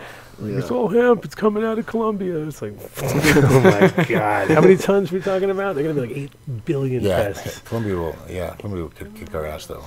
They will, but I think they're going to have a hard time getting shit in. It's tough to dial it in, Well, they're going to have because they have to go through. Through the lighting, at the perfect time period. Well, once you bring any kind of vegetable material or living material, it's got to go through so much fucking testing and so much. Quarantine situation possibilities, and it's going to be a nightmare. So right now it's literally as much as you can grow wherever you can grow it. Everyone's scrambling. The seeds are out of getting ridiculous. People are asking stupid prices, and it's interesting to watch. But it's also it's a bubble. It's a bubble, but it's a fun bubble to be on. Yep. Giant canna bubble. Yeah, a lot more farms this year. Bubble. Yeah, make a giant canna bubble quick. Cannibal background, man. Cannibal. Oh. I was just telling you I got the new background on. Oh shit, we got your field up, bro. Fields. Oh yeah, nice. Yeah, we're in your field, dude. Sitting Hang out, kiss your plants. Kiss the plants, and right next to you, and go. They love it. What was she saying earlier? That the plants don't like sex. The plants they do like sex. I know. I was like, no, I fuck around my plants. What are you talking about? I don't know. I guess. Yeah. That's what she said. Like certain kinds of sex. Right? Sexually frustrated is better. Yeah, more resin, right? Maybe she didn't like sex around plants. I don't know. I don't know, man. Did they leave already? Yeah, your plants get real happy. You get all fucking. My plants, fuck yes, they get excited. Sparky. But I play them Mexican music and talk radio. Nice. So yeah, I gotta give them some. But there's your pro tip. I always would tie in that fucking radio to I'd always blow fuses on my fucking intake fans. And so I hooked my radio to my intake fans. And so there, my fucking radio was off. That meant my intake fans were off. Oh. So I could walk through the thing. I'm like, oh, if there's no music, fuck, we got problems. Fucking flip a fuse, find something. You know, I wasn't that guy that had like 15 cords going down the hall, but, you know, maybe. Maybe. I would say, I think you were. I mean, I think you have now at least that many going down the hall. Yeah. All your accessories, because you have always have a lot of accessories. Like growing wise? Not just in life. Oh, I think just in life. And just, like, you it's have a a lot. Wreck. It really is. Yeah, it's like I've traveled with you. I've seen the accessory Who bags. picks You're like, shit up? holy shit, what is in there? You're like, things you needed though, right? Well, yeah, you know. See, things you need. They are there. But it's kind of like the kitchen sink version of electronic hoojamajiggies. They generally have the electronic hoojamajiggy that needs this to work. So. No, I appreciate it. Now I carry a little hoojamajiggy bag. See, I saw it. That I put everything in. I wasn't going to go there, but yeah. See. I do. I have a lot more accessorized myself. Nice. I'm very proud. And I think about you sometimes. I'm like, oh yeah. Well, at least I'm not James. Like carries like 9 things. I'm like, you're here for 2 days. What do you got all that shit for? Oh, dude, we gotta need this. Never might know. need that. One of those. 3 of these. I've been to so many things, so many different things. You know, so let's speaking of things. and segue here. And gadgets. Speaking of things and gadgets. Let's let us do some shout outs right now. Okay. Let us do it because you're here. Yep.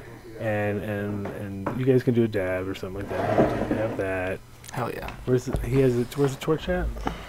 Torch. We need torch over here. What's that? It's a little bit burnt up and toasty, but is this Tanner's pipe? It looks like Tanner's. It's exactly like his. It's a little smaller, I think. Ah. Okay. But the guy who gave it to me argues with Tanner that's the same size. So you be the judge. Tanner was like, mine's bigger. You know, it was literally a mine's bigger contest. And the guy who gave, and then here's the thingamajig. Yeah, so according to Tanner, his is bigger. It's always got to be bigger with Tanner, right? Yeah, you've been through that. Yeah. Poor Tanner. So yeah, growing hemp ain't easy. We know that, and fucking hemp ain't easy. And if you get robbed after it all, you can turn their swags off, and I'll do some. There you go. And then they're little less. I guess we'll see, but yeah, like I said, you know, to do all the work and then get fucked over like that is a sort of it's a throwback to where we were before with growing weed, where couldn't tell anybody. You always had to hide your shit, and the minute people knew what was up, that's when shit would go down. Yeah. And of course, you guys were not only grew it, but you harvested it. I was just saying, it's got to be worse, and you know it's got to be somebody in your circle, and that's got to be worse too. So you harvested it, and then you put it in fucking super sacks, and then you get robbed. That's like you just finished the whole thing for them, trimming all of it. Done for 2 days. Yeah. You know, after months of work, done for 2 days. Yeah, so that's a fucking nightmare. Yeah, so that's such a close window. That's an inside job. Somebody fucking knew that. There's just no question. As soon as the truck was moved from the barn, it was gone. Yeah. Yep, it's just a lesson. You can never be too careful.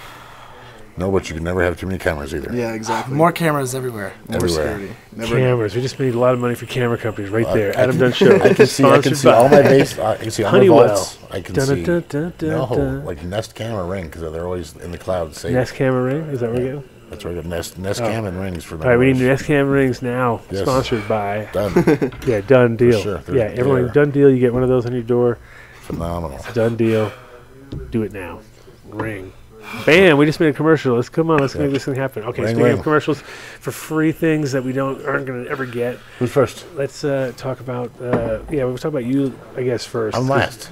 Well, now you're here. Can't you just be like reversing it all up? See, no, because you're screwing everything up, man. Yeah, I'm last. You're last. You're the worst. The coolest is the last. Hey, put his. Should we put his seeds here now? No, we're not putting seeds here now. We're going straight to fucking other people. Incredibles? No. I think we're going with our big boys. This is how we've been starting lately, so that's why I have it in the We will start with them, and we're going to give them a heads up, and we're going to fucking do the word of the day. Is it, they start with an I? He does. Illuminar, man. Illuminar Lighting. Which So I was looking for them at the last show in Boston. My one of my guys wants to set up a whole room with one, like 100 of them. And Maz should just call in anyway if he's listening. If he's not listening, then he's about to get called. So. No, but that was awesome. You guys, when I saw that, found out that they linked up, because one of my guys wants to do a big buy on them. Says he likes them. Yes, sir. Let's see.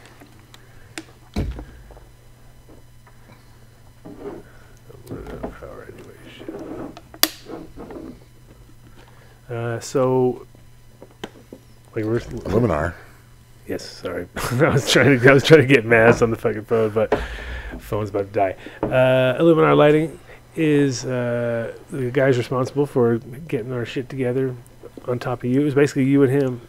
You and those guys are sponsoring our visuals, our audio, and making us look a little more professional, like slightly, right? Like fucking so small. We're trying that. Like we get yelled at all the time because we don't have a lot of traction because most of our guys are too stoned to fucking buy anything. But when it comes to lighting, you have to fucking put your fucking mind to it and be like, all right, plants, they don't care if you're high, but they definitely need light. So that's our new motto right there. They need light and water. That's our new motto. No, the guys from Illuminar, they're going to jump on board with a whole bunch of giveaways, which we're going to do a little bit later in the show.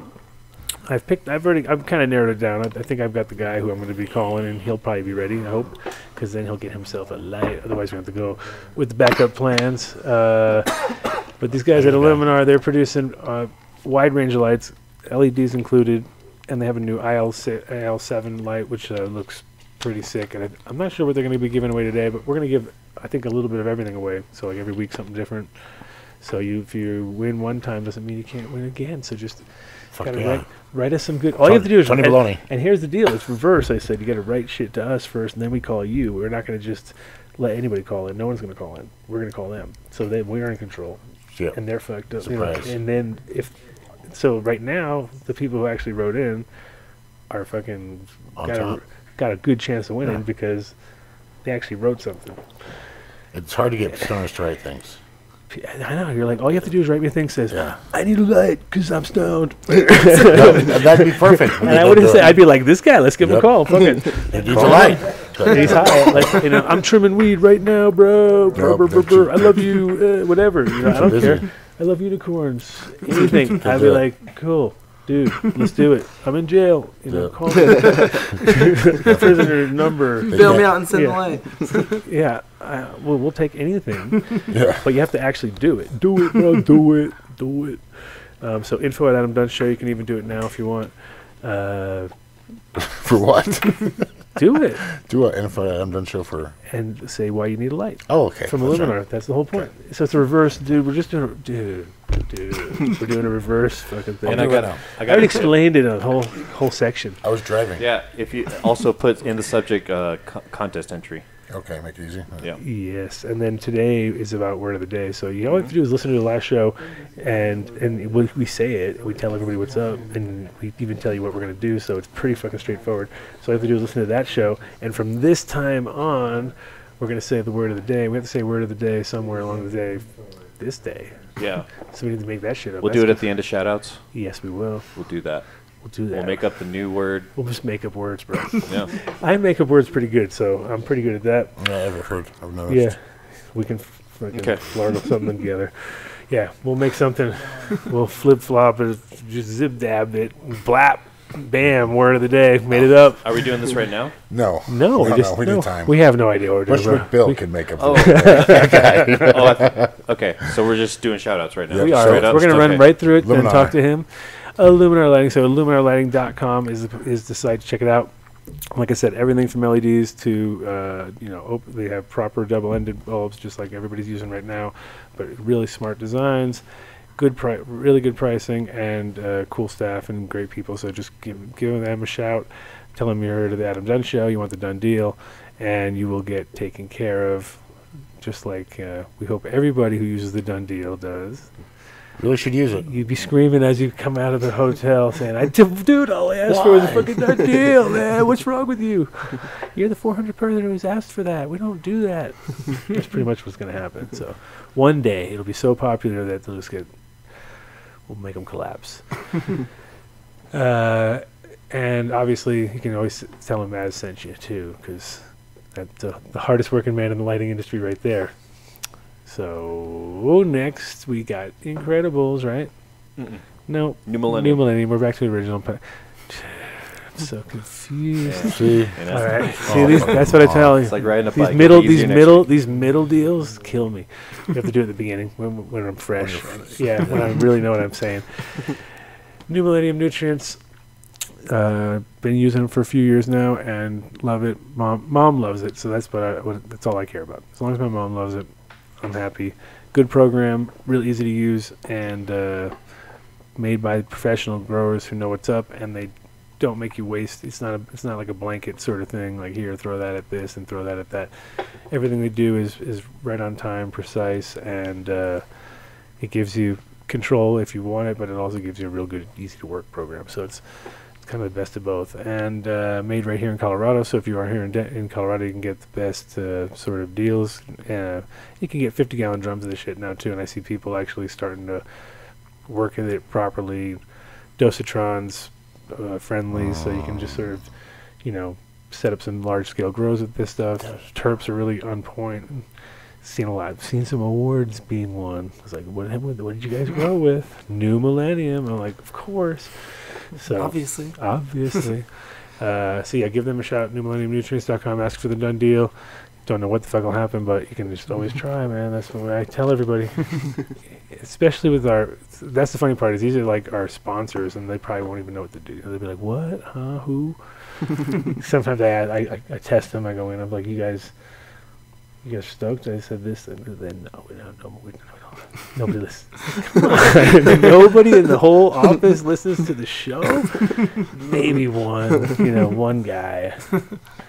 So that's how popular I am. It's hard for them to work and listen, because I used to make my guys listen to it, but it's hard for them to work and listen. If they're trimming, they're not doing anything, they can listen. But if they're like doing orders, they can't pay trimming. attention. I'm reduced to trimming only. You're the trim king. Are you kidding me? I'd blow your fucking podcast up when I was trimming. I was like, Same here, actually. This is the trimming podcast right here. Yes. We have no trimmers as sponsors. You notice that too. Well, that's saying something. Hand trim. This is the hand trim show. Adam Dunn is the hand trim of fucking podcast. We need some trimmers. We're the hand trim of podcasts. The best ones were like the fucking ninja ones off Amazon for $20. No get machines. like 10 of them. We can never be sponsored by a machine trimming company. Okay, Wow. that is out. We balked at them. Boo. Although in Boston this last weekend, I saw this. It was like DJ in the sky kind of machine contraption, and what it was a big machine. You pour 2 pounds, 3 pounds on the top of it, and then it would just. And then it would make eighths out of it. Grams. And so by the way it came down, it would just be a gram, and a gram, and a gram, and a gram, and she just in a bag. She just bag it, done, bag it, done, bag it, done. And as it worked its way down, it knew how much each. Trying to tell me something there? I've seen some of those machines. Fucking amazing. Yeah, bag it done. It was like a DJ booth in the sky. DJ booth in the sky that fed down to a weed gram. In grams. Little spooches of weed. There's a funny. How did they look like? Did they look anything? No, it was just each little thing could do the weights, so they could understand which pieces to drop in. But really, yeah, it was pretty. So cool. you could every time had a gram, and sometimes it was two perfect. pieces, and sometimes it was 3, or it was just 1. Yep. Wow. But as it dropped down, each from like 15 See, or 10 or now 15 you're different impressed. things. Now you're like for a gram. I've seen quarter machines. I've been looking at them on the internet, but like a gram, that's like because everything. Because to me, a gram is like not even enough weed to make a joint barrel. Yeah, you're fucked. But for mom and pop, who heard going to the soccer game, a gram's like gonna last them half a week. I'll take a gram of Incredibles though. Little teeny puff. Yeah. Oh shit! Don't even know how to segue around here like him. He's the man, dude. You can't keep announcing them though. You just gotta go with them. No, I know. That's how I do. I ruin every segue on purpose. I know. Ruin them all. So you can't ruin. You cannot ruin. Can you name all the Incredibles? No, I can't. Why not? You always try to make the kid name them. Come on. I know. I would never know. I'll give you credit for 50%. No, No, dude, I'm out. Pistachio, fireberry. Afghanos. Those are my favorites. Okay. Yeah, that's one I get too. And the fireberry, of course. But you just said that, didn't you? I'm not even. I've never had one. I just. That's my favorite. Those are my two. Literally, those are my two favorite. I wouldn't even care about the rest. But they had the Chunky Monkey, I think, and the Mile Higher bars. Mile High bars, yes. And then the peach. Peaches and cream. Peaches and cream. Peaches and cream. These are all the old school. All we know is the old school flavors. None of us know anything about anything new. Well, it sounds like they need to ship us a box of the new ones. Then we'd be more. No, I've asked. Listen to this. This is to tell you about the where we live nowadays. I love Incredibles. They love me. We all love each other. They can't even get them to me. It's like I have to go and it's so. You have to go to a store, drive somewhere. It has to be a certain thing, and I don't know. It just seems it literally is such a hassle that everyone just goes like, ugh, and nobody wants to deal with it. I'll go get them tomorrow. I'll do it. No, I have to order them. I don't know. It's a nightmare. So anyway, but what's not a nightmare is the fucking products themselves. If you want to go just buy them yourself, you can go buy them yourself. That's not ever a problem. Nope. But if you want to have them come to the show and bring us a whole bunch of cool shit, turns into a rigmarole. Yeah. It's crazy. But I was at High Level Health today in downtown. They had it all. They had them there. Yeah. Did they have the pens? No, they Green Dot. I got a Green Dot pen. Yeah, Green Dot's definitely covering a lot of bases. But Incredibles pens, they don't even last 2 seconds when they hit a shop. That's the thing. They're literally sold out before they. It's like we got no, we don't. They're gone. Yeah, good. We had incredible pens. They were really good. They were incredible. Nobody has them anymore. No, they really are hard to find just because, not hard to find, but they're hard to keep in the store because they are on point every time. They also have all sorts of, I think, gelatin-free stuff now they're doing, and they also have, things that you would normally be forced to eat. It's gelatin every time, bro. Gummy bear. Now they're doing pectin or something? They have some other, they had some vegan options and stuff, but they also have all CBD products and, bath products, and they're covering all bases now. So you go to iloveincredibles.com and check their website out. Check the store finder. Also in Nevada, Massachusetts, other states. Update yourself because I have no idea. I will mess it all up. I've already announced states that there's no way. So. Might as well not keep doing that. Idaho. Yeah, they're in Idaho, bro. Just Iowa. All the I states. North Dakota. Indiana, Iowa. Yeah, they're in all the I states. All passed. They're incredible states. All start with I. So you got to go to all those. Totally incredible. No, but their store finder is starting to get big. It's all over. Look at that cluster.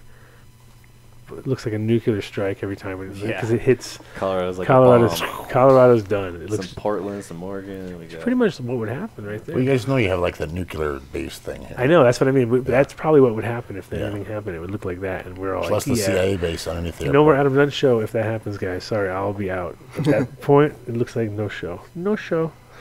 Unless I'm at some other location. Like with Mr. Ron Wallace? No, but I did see Mr. Gigax at the show last time, which was really cool.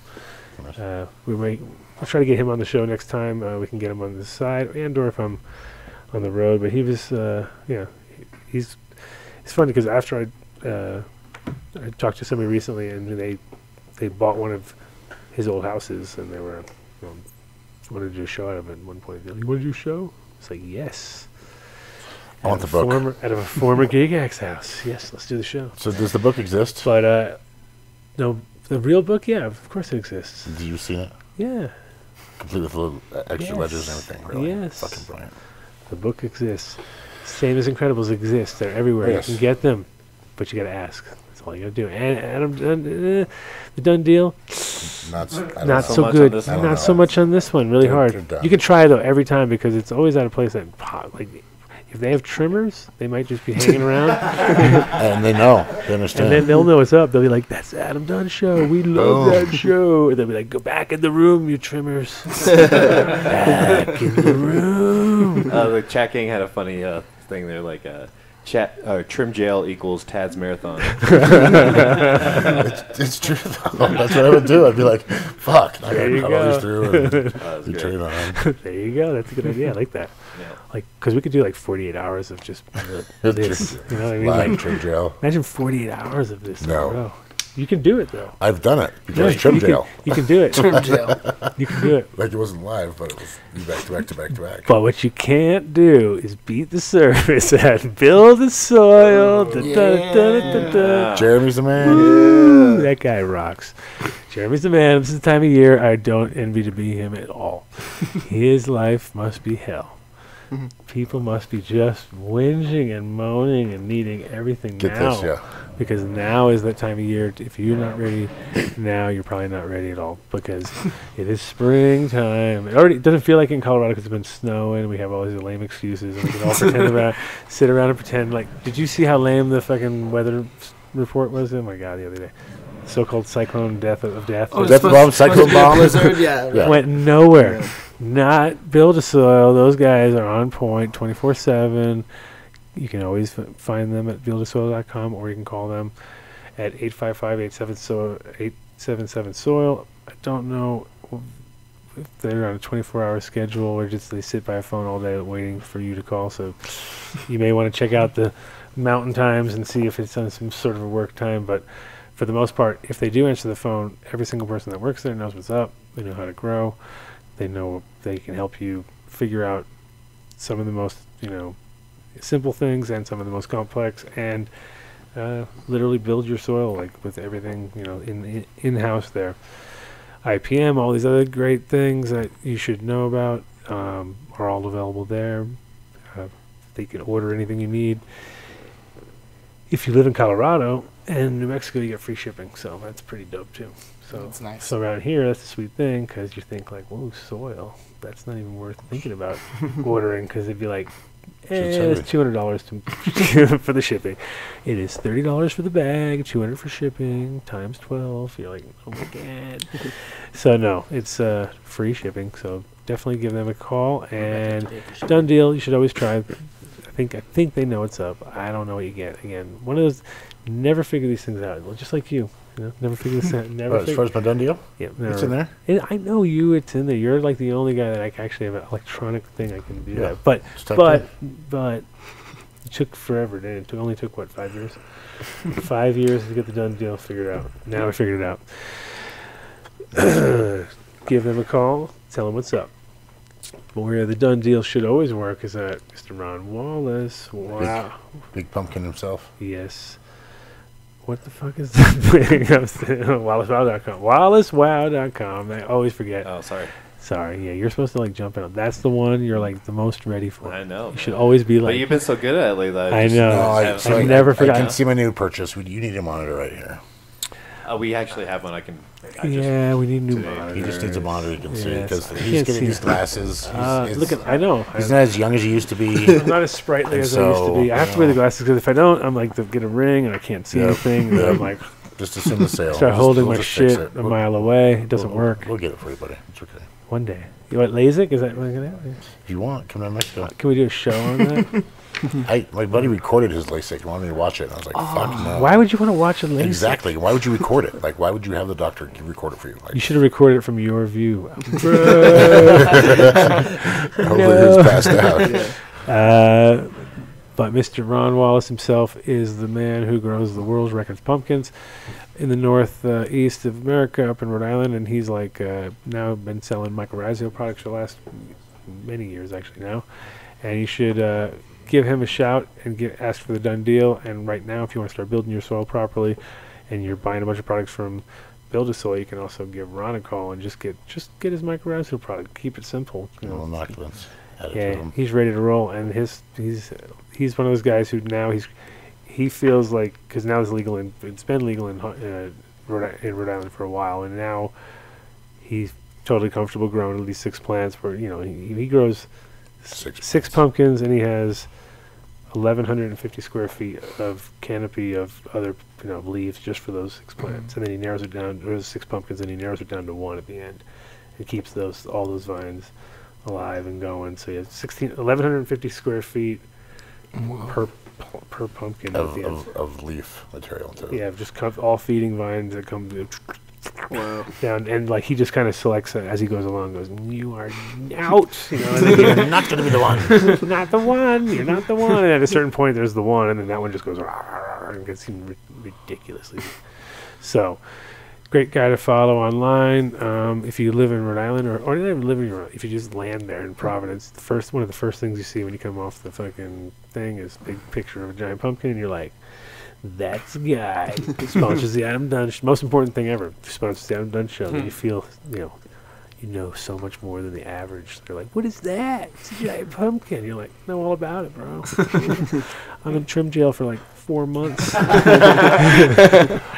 Trim jail. We need a little trim jail fucking jingle. So right.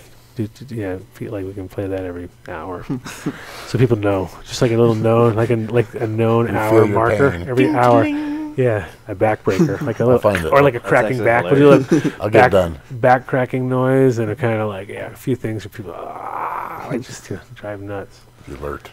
On the green farms. See, I have our order. I'm so out of order right now. I'm out of order. Greenfarms.co.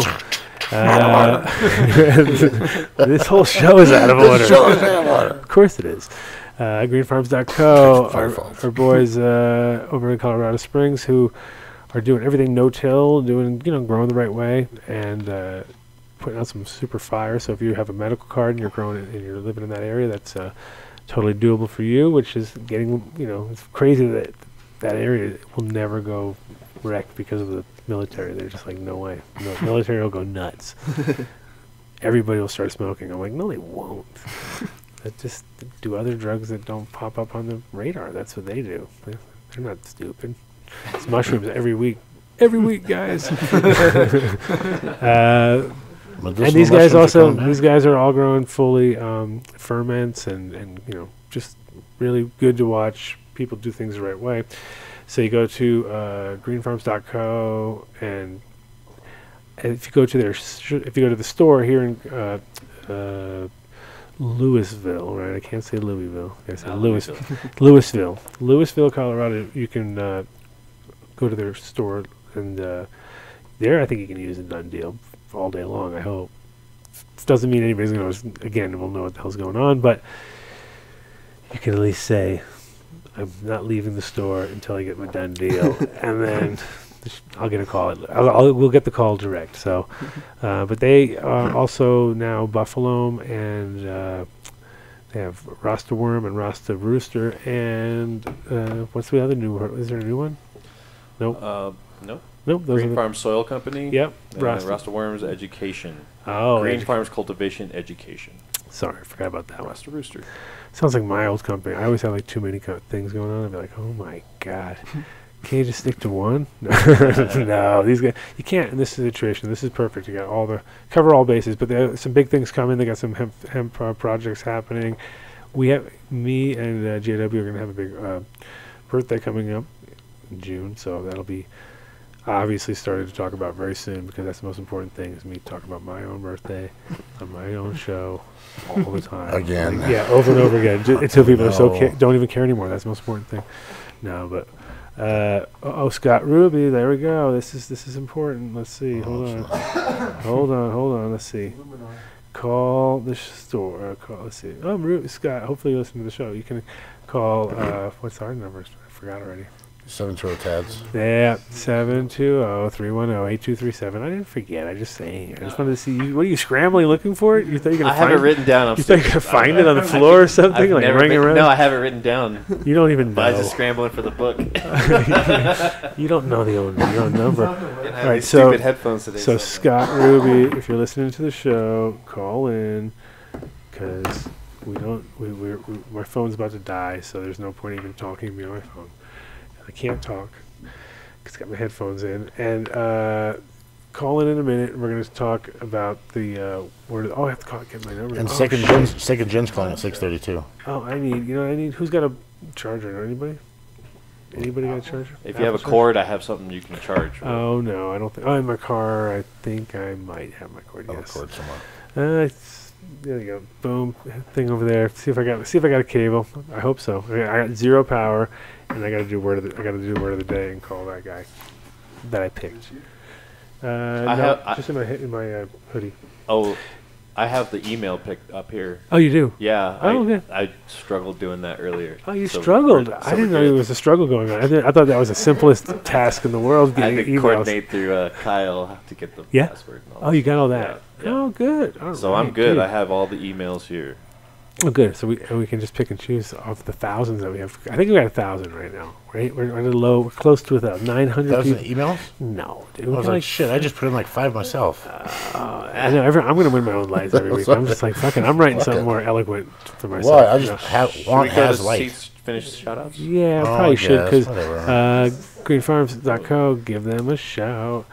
And Green Farms Feed and Seed in Louisville. Booyah. That was real fucking professional. This is embarrassing. What, you fucking shut the bed? Seeds Here Now isn't popping up. Oh my god, Seeds Here Now is looking like a big fucking shit show. It's falling apart. It's out of service again. Oh, there it goes. Okay. I was like, what's going on? Live. We are going down. No, it's true. It's been...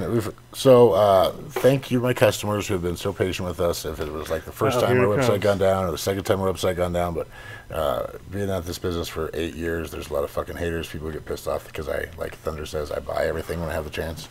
And so other banks don't get them, and they get a little animosity and go telling people. And so I get my host shut down, or my processor shut down, or Shopify shutting me down. And so that's what we've been dealing with the last 3 weeks, is getting it all done. Getting shut down, pretty much. That's your shut life. Down.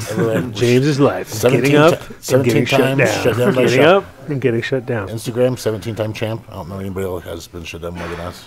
17? 17 fucking times, yeah. I just got my personal Facebook page shut down. Somebody reported one of my shit. Because they hate me. He's hated by society. It's one of those, haters. I'm doing too much good. Hater. What's that? Is that mine or not mine? That's looking mine. Is it mine? That's yours. Is it? So quickly on these, the last month since I've been on the show, just all these guys that have dropped that you guys should go definitely check out. We had a new drop from Grayskull on the 21st. Humboldt Seed Company came out, with Top Dog and the Colorado Grape pre-sale was out there. The Humboldt Seed Company drop that had the collabs with Collie Man, Slightly Stupid. So there's like 100 packs that they collabed with Slightly Stupid on, and so those were there. Of course, the new Pacific Northwest Root stuff that includes all Akaya's coffee. Had some Mephisto stuff. Mephisto's kings of the autoflower femmes. On the 19th, we added Miss Jill to the lineup, so that's a little thing for me, because of course we all know Miss Jill from Jamez Bean, from Subcool, but everybody that's dealt with her says she's a different person, and she's nice. I mean, Odie and Sonny and Matt Riot all gave me that she's fine, she's cool, she's back on it. I talked to her, she was legit, so we carry her stuff now. She'll have her Jamez Bean F3s out here in about 2 months, I think she told me, so stop by and get those. We also had a Thunder Fudge drop. I got hooked up back up with Obsolete. That must be Rob. No, I'm guessing this is probably second gen. Scott? Hey, what's going on, guys? All right, hold on 1 second. We're going to finish our shout-outs, my friend. Hold on. Now you finally call it.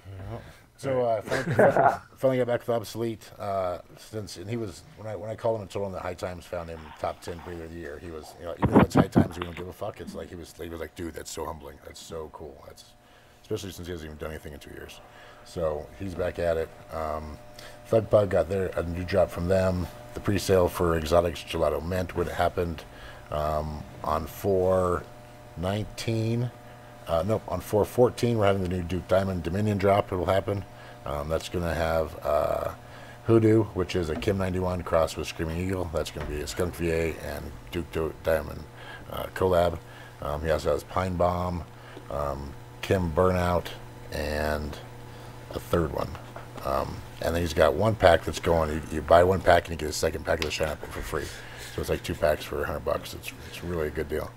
Of course, the Swamp Boys are going to have their drop on the 16th with us, and so that's going to be like a white-on-white cross. Nigerian's back, so a lot of really good stuff from those guys. Of course, DJ Short has his 420 drop along with Second Gen Genetics, and so we'll have all those packs. DJ Short's changed up all his packaging now. His last stuff, they all come in baseball packs, and they're They're really, really prime. So they're cool. Baseball packs. Yeah, baseball cards. So when you open them up, they're totally worthless. Basically, that's what you're trying to say. No, because then you get all the 13 seeds inside and playing cards. Oh, yeah, you gotta get the seeds out of support. But fuck the cards all up. No, man. They're on it now. Never the same. And then next week we added Green Team genetics this last week from Massachusetts when I was out there. He's using like a cherry pie 95 cross. So really good stuff. He's using a lot of Fruity Pebble stuff too. So Fruity Pie. Fruity Pebble. He doesn't have that yet. Well, get on it. I'll tell him. Come on, Fruity Pie. Fruity Pie. Come on. So, and I think you're over here right now, hanging out with Duke. Yep. So tomorrow's the Dude Grows Cup. That's going to be Dude Grows are another. You've dealt with them. They're another podcast. They're a podcast. They're like the enemy, right? No. They're the enemy, brother. Enemy. All podcasts are enemy. There's no competition. Kill all weed podcasts. No. Mosquitoes don't even. Our weed podcast is too big. We're huge. Yep. Eagles don't. The biggest in the trim world, bro. We're so big. Trim kings. Boss. Trim kings. We are all trimmers. Hail. Yep. If you're a scissor company, hit us up. Yeah. once you're at 4 weeks. Trim king and trim jail. I was just saying. Your scissor company, let us know. Yeah. SSR, whatever. Yeah, we need them. I only like those. I like the big handles. It's gotta be big handles. It's gotta be big handles, bro. You like them curved or straight? No spring. Springs are for giving carpal tunnel. By the way, this is a public service announcement. True story. Oh, carpal tunnel. Carpal tunnel. Yeah, the springs. Because the problem is you're fighting it, but you're going like you're fighting against your own spring. Like, why want to fight your own fucking hand? The best ones were like the 10 for $20 from Amazon Chinese ones. So I love those things. So bad. Those are terrible. I just think of the damage. I'm thinking of all the bud damage and just. No, think about the bowl. Like when you put this shit in the bowl and you used to spin the trim bowl. Yeah. Now think of the damage. All of it. All of it. Yeah, all of it. There's so much damage going on. Trim bowl is bad. Hand trimming is hard. It's tedious. It'd be a lot fucking cheaper if trimming was. We're there for you, people. We're there for you, our biggest fans. Yeah. We know. We've been through it. Shout out Treasure. Of course, because we're sitting in it right now, aren't we? Now we are. We're sitting in Treasure. Club Treasure. We're all hanging nice. out. It's so nice and It's tropical. We're in Barcelona right now. How's it feel? Feels pretty good, huh? It's kind of warm. Barcelona. Yeah, you just say Barcelona. Our buddies over at Treasure, I'm sure they're having a good time. Hopefully I think right now it's pretty late. Petey's home. Petey's crying right now. he's so tired. So he's gonna go home and cry. He's like, oh, mate, I'm tired, mate. No, it's rough. It's rough running a good club because it's hectic, even if it is calm because it's it's like you're super high, always high there. You're baked. He's so baked right now, right? You were baked. Oh, yeah. The whole time you're there. Oh, dude, yeah. Never stopped. The whole time. If you're in Barcelona, you need to look up Treasure, which is Tresor. Go straight to Treasure. Ring the door. Tell him you want the Dunn deal right now. Dunn deal. He will kick you straight in the ass. No, you will not. You'll be brought in and be like amazed. You'll be like, oh my god, this is the best Dunn deal I've ever had. Best Dunn deal ever is in Barcelona right now. It's pretty much the #1 Dunn deal right now. It truly is. It's the most expensive to get to, but it's the most worth it. What is it? Just free entry into fucking best club it's not like a boom boom in the champagne room. Well, not really boom boom. It's more weed. You'll definitely get some weed. You'll be treated like a king because they'll be like, what the hell? And you'll be like, I'm out of sunshine. After maybe the 500 people, they might stop being so cool. So hurry up and be part of that 500. Then go see our shrine of a back door that we left all the Yes, we left stickers from every single crew of this thing made by Vinny over there. Oh, yeah, Vinny Bob made all of those at the last minute. So we got stickers of every single crew member from the Dunn show on the wall. Nice. Just go there for that, bro. That's like going to like Jim Morrison's grave of fucking trim god. Trim god. It's like Mecca for stoners. Let's go. Pretty much. Don't forget about collar either. The collar? Yeah, of course. We got Robbie. We got plenty of fucking time. Scott. We got Robbie. Scott Robbie's still on the phone. Scott, Robbie Ruby. And Robbie Ruby. He's on the phone, right? You're still on the phone. You're not crying, right? I'm still here. See, you're listening. I hear you. You're in some echo chamber. What are you inside? A bowl or something? Echo chamber. What? I am. I'm in the fishbowl. You are in a fishbowl. It sounds like you're. Step outside, guys. Some worse than I do. In Mexico. Oh, that sounds better. Okay, so hold on one sec. We're not done, Treasurer. So go to Treasurer. Done deal. You'll be taken care of, and then now we're done. I think we're done. We're already done. Yeah, we're so done, bro. I think that's it. We have anybody else? Secret one? That's it. No secret ones? That's it. I just wanted to get to the shout-outs. No, we don't, because we have Illuminar on the phone, so we're going to be Illuminar fucking deep right now. We're balls deep. We're balls deep. Huh? Is Scott working for Illuminar? What do you mean if Scott? Jesus Christ, is Scott? I'm down here in the office, down in Mexico, soaking up some rays. You didn't even tell me that Scott was doing it. Working on the Dunn deal for Adam Dunn here. Yes, he's a Dunn deal master. Oh. He's got the 500 followers. I got a 315 with a 4K lamp to our lucky number 4,500 follower. 4,500 followers. That's not happening like that. I've already got it figured out, bro. Don't worry. You just say the product. You say the product, and we're calling the guy. If you want to talk to him, you can talk to him. But there you go. The word of the week. You see, that's the best part, because Mario and you guys probably are all just like clueless of the word of the week. Don't even watch the show. You have no clue what's going on. So I've got it all figured out. And the guys who already contacted us, and we're going to contact him. And we've picked out a few different people, and we don't know these people. We're not doing like the. Well, I am, of course, I'm doing it, but I'm not. I'm telling you, I'm not right now. But info at Adam, don't show that. It's all coming that's right what back. I'm doing right now. It's all coming back to me. No, it all comes right back to me. No, for sure.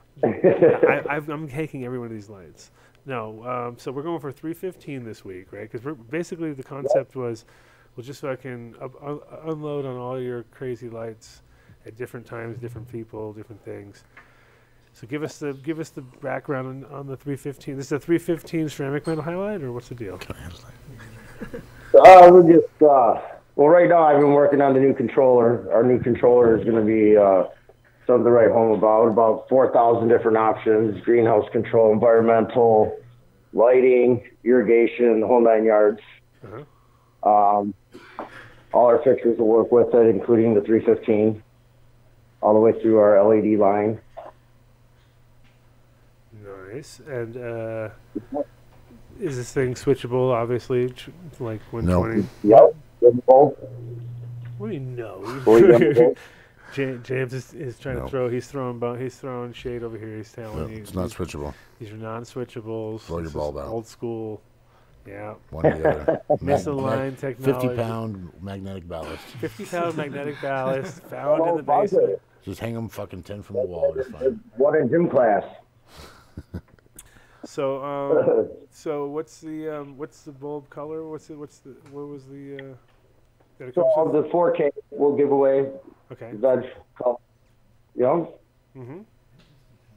You kind of caught me in a bad spot. I was here, and I just checked in for a second. Heard you guys mention the name, so I figured we'd call in real quick. Sean and everybody was sitting next to me when we called in originally.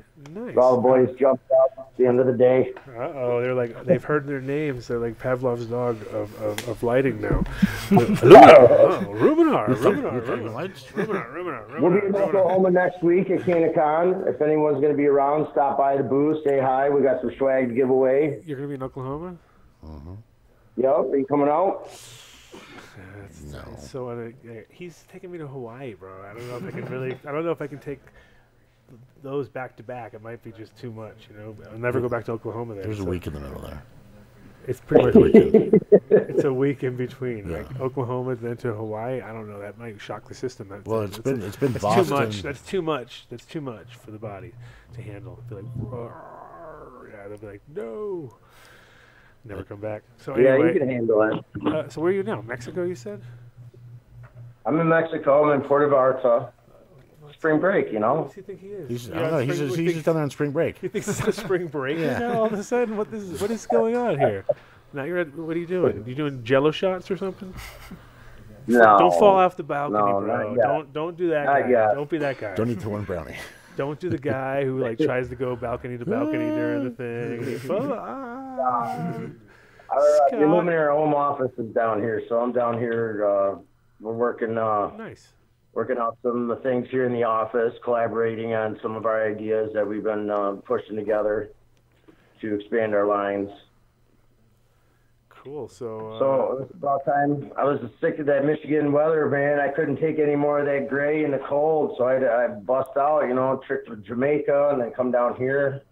Can't blame you, man. I don't even do a lot of Michigan shows. I love Michigan, but yeah, we almost got held up, carjacked. The pizza was delivered with a 9mm. What? It's gangster. I love it at home. Yeah, they're real deal. I've been in a while.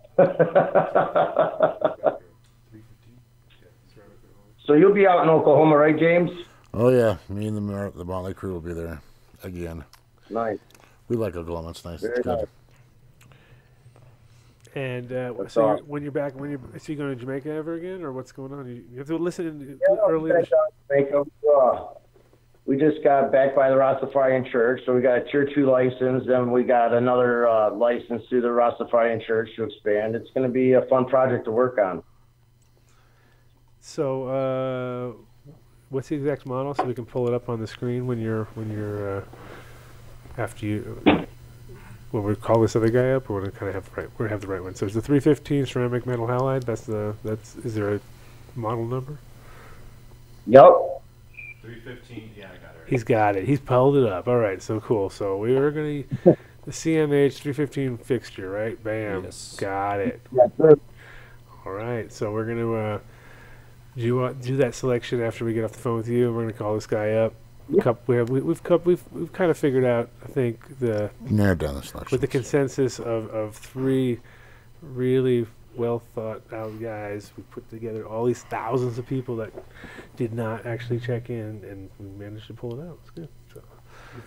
But every week it's going to get bigger and bigger. People are going to start figuring out that this is worth writing a few words down for a fucking light. Are you kidding me, bro? Tony Baloney's going to write like a fucking Bible to us. I think it'll be like 3 million Tony Baloney letters. It's going to be like in different names. And what about info? Coming at us.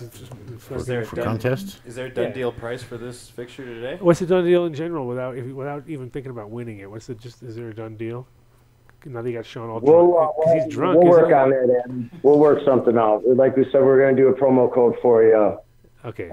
And we'll vary it from week to week. We're in the process of working that out right now. Just say done deal. Done deal, 10%. We can't even remember fucking done deal hardly. We rarely remember that. Yeah, just done deal. It's the done deal on Illuminator.com, lighting.com, and enter to win. Yeah, just like some, even if they've got a dent in it or something, be like, that's what you get for the. That's part of the done deal. Done deal is like you get a dent. Yeah, what the fuck? You might get the one that has like, 2 lights. It's like got 2 bulbs in it. I don't know why. It's all freak shows. I get all the freaks come out as done deals. All right. That sounds like a plan. And now make sure Sean is super liquored up, and then say, what's that done deal again that we're giving away? And then he'll just 30% off. Yeah, he'll be like, fucking 98%. It's coming up soon. All right. We're working on a lot of swag for summer, and we'll have a lot of giveaways. Oh shit! Swag giveaways all summer. I can't wait, bro. I'm already counting the days. I am counting the days to the swag. Right? James swag. James swag. Swag. I've actually witnessed the Kakakush. Kakakush? As they call it in Mexico. Yeah, so look out for that, Scotty. It's called La Kakakush. That sounds like yeah, I used to call it the brown frown. Don't drink the water. No offense to anybody down here, but I brought my own. Yeah, no, and we get top dollar too. They will pay you. I'm like, I'm not selling it, so that means I have to smoke your shit if I run out. It's not happening. So yeah. Yeah. So all right, the fixture. We're gonna give that away in a minute. Okay. To the lucky. And this is where KTI helped out, but this is where MTI is going to have to take on the role as they presenting the meat of the letter, because I'm not going to fucking pull it up on my little phone and try to squint at something. So because it was pretty obvious, right? What? with our choice of people. Yeah, who, totally. Who's needing the most and dying for a light. We're looking for people who are like ready to die. Like, I'm about to die if I don't have a light. Not like I have a fucking gigantic warehouse and I need to compare this to like my 87 other lights that I've got. So that'll. All right. So we need to find someone that has a good need for it. Is that what you're saying to me? Oh yeah, I'm trying to make spread these lights to the right people. Like, they got like your grandmother needs fucking weed, and like, yeah, you win. See, I'm telling you already how to win. Just like heartstrings, bro. Heartstrings, real scary. 300 people, 300,000 people. There's thousands of people. I know it's thousands, dude. It was a lot. It's a lot of letters. Okay, I'm just. Do you want me to read through all of them right now? No, you're supposed to. No. I thought you and you guys had it all fucking figured out. You said like, yeah, we got it, bro. And I'm like, well, right. I mean, I have the emails, but I thought we just wanted to pick one and then. We are. Okay. Do you want to go with the first person to come in, or no, not the first. The most, because we're reading those soon. We actually read, and there was one that I read that was actually pretty good. That was like. But I can't make it all up the top of my head. I gotta like. Do you have it on your email? I do. Now I do. You're charged up. I do, and that's why I was charging earlier because I was like, oh shit, I gotta. Well, then I'll let you pick. Oh man, that was it. I felt like I missed out on a few other 1,000 people that could. They're all in. It's still like they're all here. I know. I can't believe you can read 1,000 people's things at one time. MTI is amazing, dude. All right, hold on. Let me see. I didn't save it. That's the problem, and I'm really bad at trying to find shit. I'll be like, oh, here it is, I think. No, that's not the right one. Okay, hold on. So, anyway, our contest is obviously flawless. You've already figured this out by watching it. But no, normally the picking of the letter should be good, but you guys gave us such a big choice that even up to the end, it's been hard. Right, quick. I'm doing the ultimate stall right now, by the way, MPI. You know that. So you're not supposed to announce that shit. Make this shit happen, bro. I know, man. Oh, man. What is happening? Oh, no. Let's see. So we got to get out of here. We got to get going. Oh, I know. We got a long drive ahead of us. What? Cool. What do stoners have to do? I know. Like, imagine our stoners can't even fucking sit here for long. Especially Tanner stoners. We'll do it one dab before we go. And no, you gotta load me up. Load me up. Do a dab. Yeah, load him up. Load me up. I'll just switch it. I was gonna say, don't not fulfill your stoner duty. Don't have a torch. Oh, you got it. Yeah, I've got this thing. Torches are so Oh, it's so much easier on your lungs. Oh my God! So yeah, you are not being paid to at least do this. So that's how we roll around here. All right. Hold on. Everybody cover the mics. Put it down. Okay, so let's see. Hold on. Who are calling? You're muted. Ooh.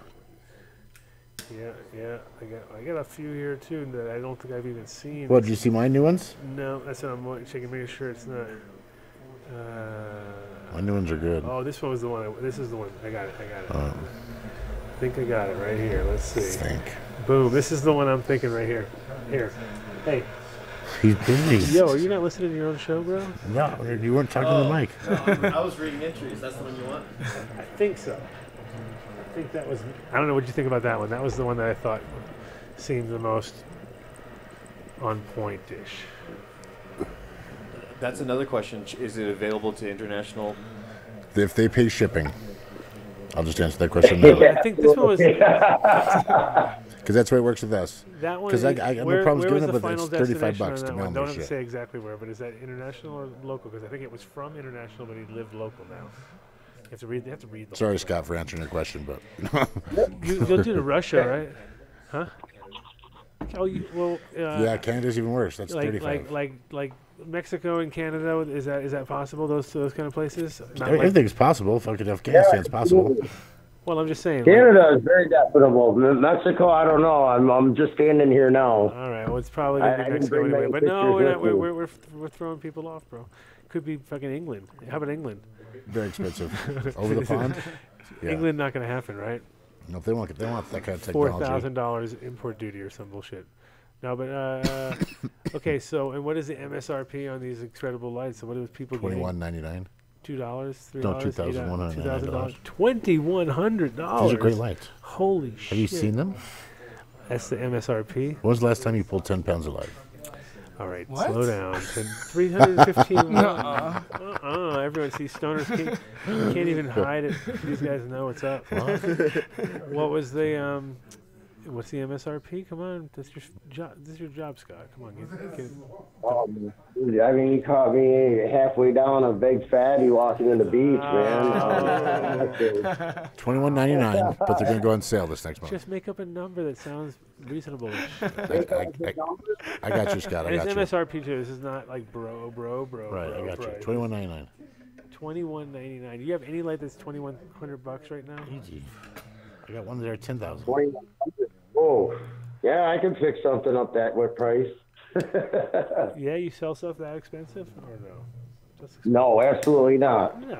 We're $99. What are you, crazy? Yeah, that's 100 rack. Put 100 lights. 100 lights for $2,100. Oh, yeah. For $21 a light, you're gonna get a light. No. Yeah, we're gonna want $21. How about $21? Bat wings. No, that's too. 6-inch bat wings. No. From Mystery. the website, I think, or from the Adam Dunn show, probably.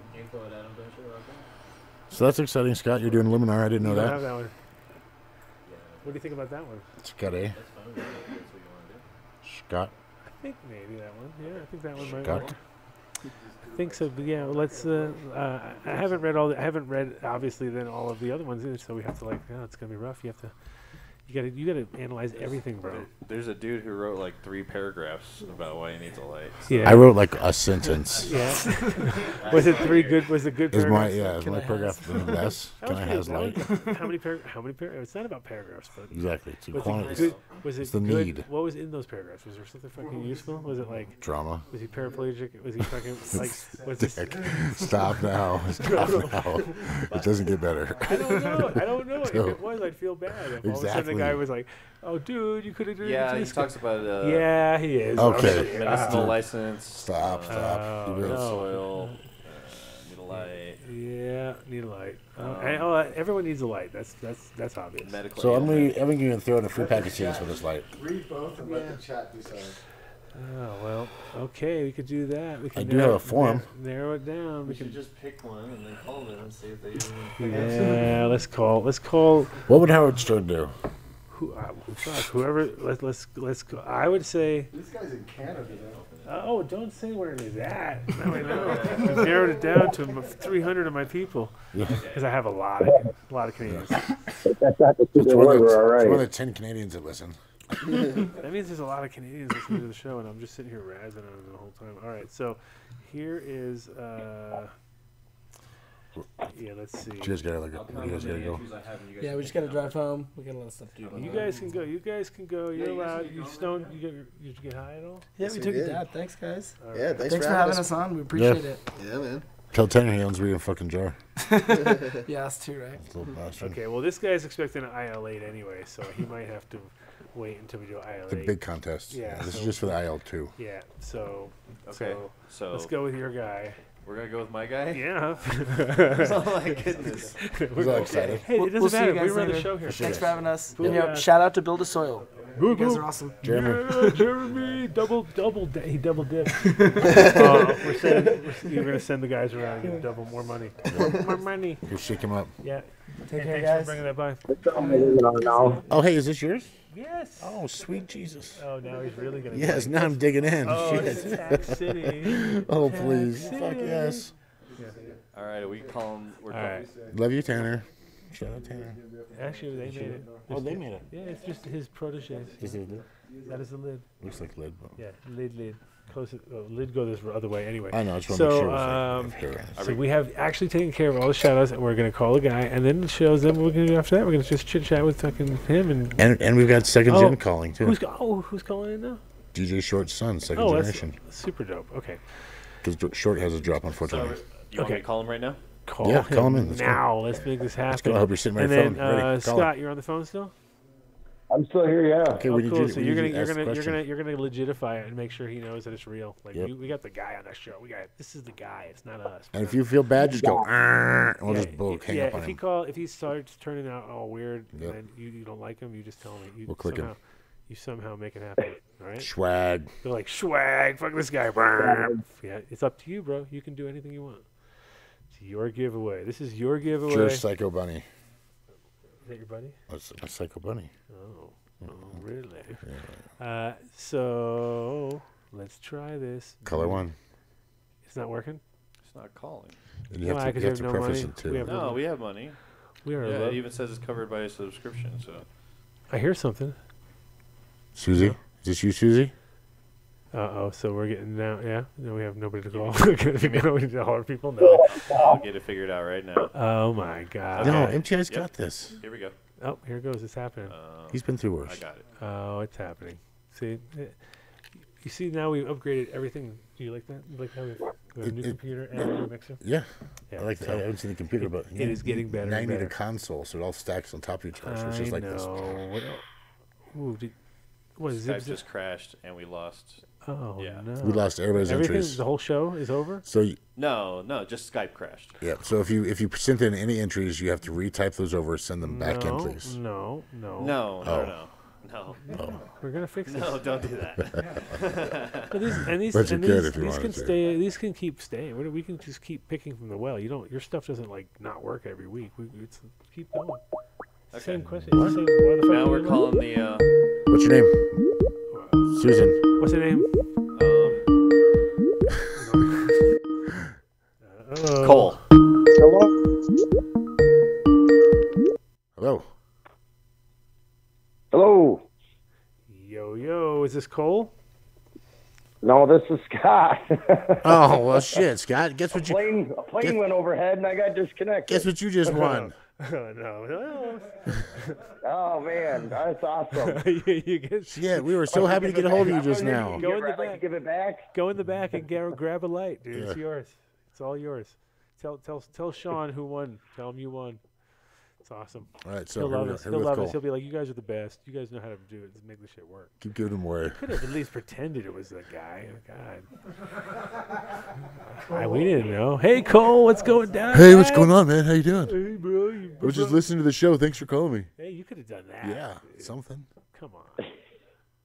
Scott. Sorry. You're fired. It's all right. Next time. So, anyway, so Cole's no good, so we have to No, close? Cole's on the deck. He's on the call right now. We're just trying to figure out why it's like we can't call anybody. Yeah, no, I don't know why I can't call and have you guys on the line too. So I'm figuring that out right now. That's the problem. Well, you can take everybody off except for me. Do I need to call Cole? Yeah, you could call. Oh, you call him three-way. Hey, you could call him in a three-way. There you go. How's that? We could do that. Yeah, every time I try and add someone. We'll text you Cole's number. That's weird. Yeah. Well, should we have? Have to text it. We can text that winner's number. Because we can't just send 867-5309. I mean, he'll call him. 867-5309. So did you know, anywhere you ever get gas or anywhere you ever have to put in a code, just use the local zip code and then 867-5309. What are you talking about? Anywhere you get gas, any Albertsons, any fucking Safeway. And it works every time. Not 80% of the time it's worked, yes. No, it does not. 10 cents a gallon, 20 cents a gallon. Sometimes I got 40 cents a gallon. I fucking fucked somebody once. I mean, not fucked them, but somebody put a lot of money on there. Yeah, because you think that number exists everywhere. Yes, it does. Well, somebody just went around. It's such a big song. Somebody just went around and did that. Again, or is this? No, let's call Cole. There we go. There's Cole right here. Cole. Yo, is this Cole? Hello. Hey, is this Cole? Yeah. Hey, what's up? Not much. What were you just doing right now? This is Adam. Me? Yeah. I was on hold trying to get on with the show. No, you don't do that way though. We have to. So you were listening. We have to call you. You can't call us. That's breaking the rules. So don't do that. But he was listening though. That's But impressive. you were listening. But you were listening. Didn't even have to listen because he already knows. Because he has to know the word of the week from last week. He can't. Yeah, it's micromole. Everybody knows. Micromole is the word. Transitions into the wind. And those were awesome interviews last week. Were they? Thank you. I definitely want to try Aaron from DNA's Trichrome challenge. That got me a little curious. Oh, don't even start. That was literally Mike. Don't even start. I didn't hear it, but that was hilarious. It was fun. it dry sift or was it just trichromes? It was all dry sift in the beginning. Yeah, because I didn't have. I wasn't. I did like exotic sift. I mean, we did water hash too, but the thing is, it didn't really work the same way as far as grab you by the throat. You know what I mean? Like when you did dry sift, it really like wow. Like exotic sift. As if the right from exotic. His shit is phenomenal. Yeah, like something like exotics that just crushes your brain. Yeah, and it gives you like people, especially if you like don't underestimate it. You're just like, no, you're going down. And I like when Jason King came through, he had such a bad attitude like towards everything. Everything sucks, And I said like, sit down, and I packed his bowl like a little extra tight and fucking watched him melt, and he ended up puking out the window. It was awesome. It was one of those satisfying moments of my life, as far as like a stoner going like, yeah, right, whatever, dude. Everything is better. Especially when they bolster. And we love Jason, but at the same time, he's been humbled by that for the rest of his life. He's like, yeah, that dude, I've never had that happen before. But I was like, yeah, you don't come in and tell him, the guy who grows weed, that there's nothing around and not expect to get fucking crushed, So what do you? So give it. Break out the private jar. So you're lucky because you went against. You actually ripped this light out of the hands of a crippled chick that needed it for her kid. And no, I'm just kidding. We picked it. We went through the light. We went through and picked out some people we thought who might deserve a light. And what are you gonna do with the light? We want to make sure that you're. I'm gonna put it up in my med grow. Very good. Yeah, and I got some bad news last week. I had like a work accident where someone like hooked their airline on a ladder and they pulled it over onto me, and it kind of like karate chopped the back of my head. Anyways, I like had a concussion and all this bullshit. Anyways, I just got my CT scans back, and they were like, "Oh, you're C5, you're C6, or a write-off. You got all this nerve damage." And they were like, me and the doctor had a little laugh. She was like, "Yeah, just don't get in a car accident." I was like, that's great. Well, that's always a nice word of advice. Oh. Just don't get in a car accident. So that's shitty, of course, but at the same time, now I'm still hopeful. I live in Canada. I got free healthcare, so it's not like there's no options. Okay. And so, can you find me the boosters? I can. I can. Is it M39? No, you just got to find someone that pulls their crop at 6 weeks, and that's it. I thought so. Vietnamese family that picks it at 6 weeks, and packs it wet. You got yourself boosters, right? And you got to spray it with Sprite. That's key. Yeah. That was my high school weed, by the way. Just so you guys know, living in Idaho, that's where it came all over the border.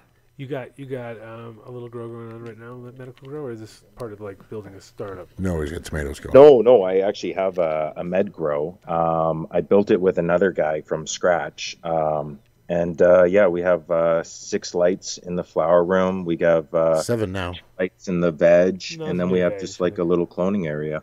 Cool. That's a good place to use a 315 and kind of see.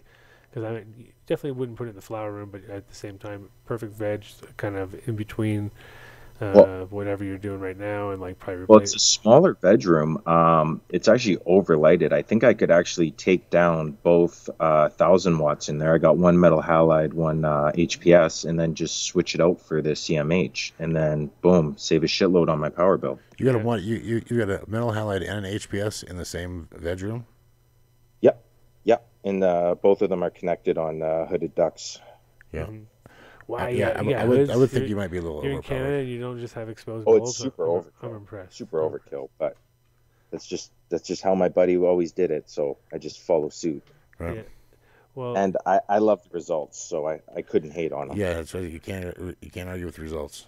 I've definitely seen some of the craziest grows in Canada where it's been like massive yields where people just crush it, and then I've also seen some that were just like so overly tried to design it, over design, and didn't work out worth a shit. You know what I mean? You're like, wow, that was you can just see where people made it work with the minimal amount of stuff, and you were like, no hoods, open bowls. Oh yeah, I mean, in British Columbia where I live, when they first got infrared cameras, they found a big snake up in Squamish, and it was the Hells Angels had dug a train and buried it underground, and the train already had all the wiring and everything, and they were just growing in this fucking train on all these train cars for years. Oh, the train cars. So the diesel truck. They got they all ran off of diesel. Yeah, so they followed this diesel truck that was delivering gas, and they're like, why the fuck is this gas guy going up on top of this hill every 2 weeks, every month. And so they tracked him down, and they're like, oh, he's emptying fucking diesel fuel into the ground for some reason. And there's fucking, I wonder why. And there's like 20 cars or 15 cars underneath there. They're all just stacked next to each other, just all lined up with the doors and just all blown out. Pretty brilliant. Yeah, one of the coolest girls I've ever heard of. Yeah, I was jealous of it. I saw it. I was like, wow. Apparently, they have another one that's just like a concrete compound, and like it has no windows, and it's just got these big diesel generators outside, and it's all fenced and gated and barbed wired, and the police have never been able to get a like a search warrant or anything because you can't see in the building. There's no proof. Even me talking about it now is complete hearsay. Right. No probable cause to get in. Exactly. So they're kind of rocking a hard place. Yeah. And that's where our light's going, to the bunker. to the guy rocking the bunker. To the guy rocking the bunker. To the bordellos in Vancouver. What kind of genetics you got going in that poor fella in Vancouver's garden? Well, I got some Duke Diamond stuff. Nice. I got the Ganny Skunk. I got the 187. 187 is Isn't it phenomenal? A lot of people fucking slept on it just because it's film stock. They did. It's phenomenal. And it's commercial viable. I just, I was just looking for good smoke, and it turned into my heaviest yielder. Yeah, anything. I mean, I'm a Duke fan, but anything that dude does, he does with love, and it all just hits it out of the park. Like I don't know, he's just by reading his breeder notes. Yeah, I mean, just alone, he's fully upfront with you. He's like, hey, this is how to be successful. Yeah, well, nobody else does that. He wants you to be successful. He wants you to know everything that he knows. That way, you can have the same results that he does. I mean, that's his goal. But it shows you how fine-tuned in he is with his plants. And it's crazy. He really, really is. I believe he could walk into a Safeway and walk out with everything he needed to do a complete round. Like he could just buy buy the cocos and buy this stuff and buy this shit off the shelf to grow. Yeah. And because he was on the Adam Dunn show a while back, and he was talking about a soil recipe for if your plant's sick or it's unhealthy. He had like an organic mix to like revitalize it. Yep. He wouldn't share it though, so I knew it was good. I was like, damn, I need that recipe now. Yeah, so he's gonna be opening a page. All of my breeders get a page on my new forum site, and so they're gonna start being able to post their own facts, their own section, their own information stuff. So I wouldn't be surprised if he came off some of that kind of information, because Duke is generally a very sharing kind of technology. Kind of, if I know it, you know it. Let's fucking both crush it. You know what I mean? Strains, not so much, but as far as knowledge and getting stuff out to people, I mean, he's one of the nicest guys that I know as far as like, and he really does answer all his fucking DMs. And I've seen him. He gets like 200 or 300. I'm like, dude, I had to hire people. I don't even do that, So he's definitely quality there. So what else did you happen to grab? Let's see. I got Aficionado's Magnum Opus. I got that actually directly from you, and thank you so much for that. That's honestly, it's the crown jewel in my garden. Nice, really. Thank you. How'd you get that off me? I begged you. Oh, okay. And you came through. Well, I usually would do that if I have one and somebody has a good case. So see, you're good. You make good cases. You got a light. Yeah. See, this all comes full circle. Nice, because I was going to offer you a free pack. So we've got second gen coming on after this. That's DJ Short's son. He threw me 50 packs of some new stuff he's working on. So I'll kick you a free 10-pack that go with this light. So. Perfect. Get some different stuff out there. There you go. What a perfect combination. Right? Yeah, and I appreciate you being a customer. Oh man, no problem. I'm rocking some Ethos Genetics too. I'm actually just about done the 94, that 1994 Super Skunk Cross. 94, yeah. Yeah, that one is phenomenal. You don't really see bud that looks like that anymore. That has that classic old school skunk magazine look. Really, I don't see it at all anymore. And no problems with this gear. It's all stable. Haven't had any issues with it.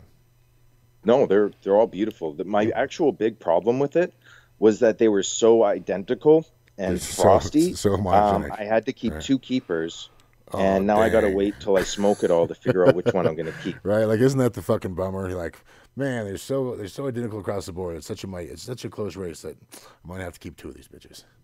I mean, that's definitely a testament to the breeder. I like Colin. I've been dealing with him for 5-6 years. He can come off. He's smart as fuck, but he's too smart for his own good sometimes, and he can come off very That's brash his and problem. abrasive. And I have to talk to him when we go out. I'm like, okay, so be the nice Colin. Spanking. Well, he knows it. He knows it that he's too smart, that he can come off brash and abrasive, to where he can still get his point across and not be so not. He just needs to put on the kid gloves and take off the boxing gloves. That's it. Yeah, but he's not. But all things aside, people say good things, bad things. That it comes down to people's work. You know what? He's taught me at least 10 or 15 things since I've encountered him. Yep. He's just the smartest dude. He's open to share knowledge. He looks at the plant different as well. Oh yeah. He's not trying to read a book and figure out why it's doing this. He's just going to do it 20 different ways and be like, okay, that's why it does it. Yep, that's exactly. And then those two, they'll put different things in different reservoirs and figure it out and break it down and be like, okay, so it's doing that because it's this deficiency. I get it. Yeah, I think I had heard him say one time as well. He lets science prove him right. He already knows he's doing it right. If someone wants to put the science to it, they'll see he's doing it right as well. So, and where Bodhi says everything that science can't explain is magic. Does he say that? That's yes, awesome. That's what Bodhi says. He says he just helps plants have sex. He says he's not a breeder. And everything he does calls him magic. So. Right. Well, that's the problem with humans. You only get one shot. Yeah. That's the beauty of seeds. You got a whole bunch of them. You just got exactly. Just got to know when to call them. Just call them off. Yep. Just got to be willing to call a bitch. That's all. Right. Oh, and this might be my JD other right here. ironclad rule for my garden is it's a no clone zone. I actually don't have any outside cuts. All of my genetics actually came from your seed bank. Oh, thank you. I think it's going to drop you if we call it answer this. Okay. Hello. Hello. Hello. You're on the Adam Dunn Show. I order a pizza. Hey, I wanted to share an interesting fact. Factoid or fact? Well, when the hairs start turning honey color, like yellow, it's 21 days until harvest. Open lines is usually about 9 p.m. when we have open lines. What's that? I said open lines is usually around 9 p.m. when we have open lines. That's all right. Oh, okay. I'll call back then. No, it's okay. It's okay. Right. We got you, but just letting you know. But so you're saying 21 days after I see color. That's After they turn honey color, it's 21 days until harvest time, until the right time. So you can even look with a loop. I was gonna say, can I just use a loop and look at it? You could. Yeah, you can do that and verify it, and it almost always comes out correct. It just kind of gives you a heads-up time to start looking. If it's some weird weed, like a kush or something that takes a long time to flower, it's not going to stand true. But 9 times out of 10 on just standard herb, it's going to be 21 days. So like an 9 week stuff, like 8 or 9 week stuff, pretty much you're on that point, like 8.5, 9 weeks, because that is a sweet spot. It's like 8.5, 9 weeks.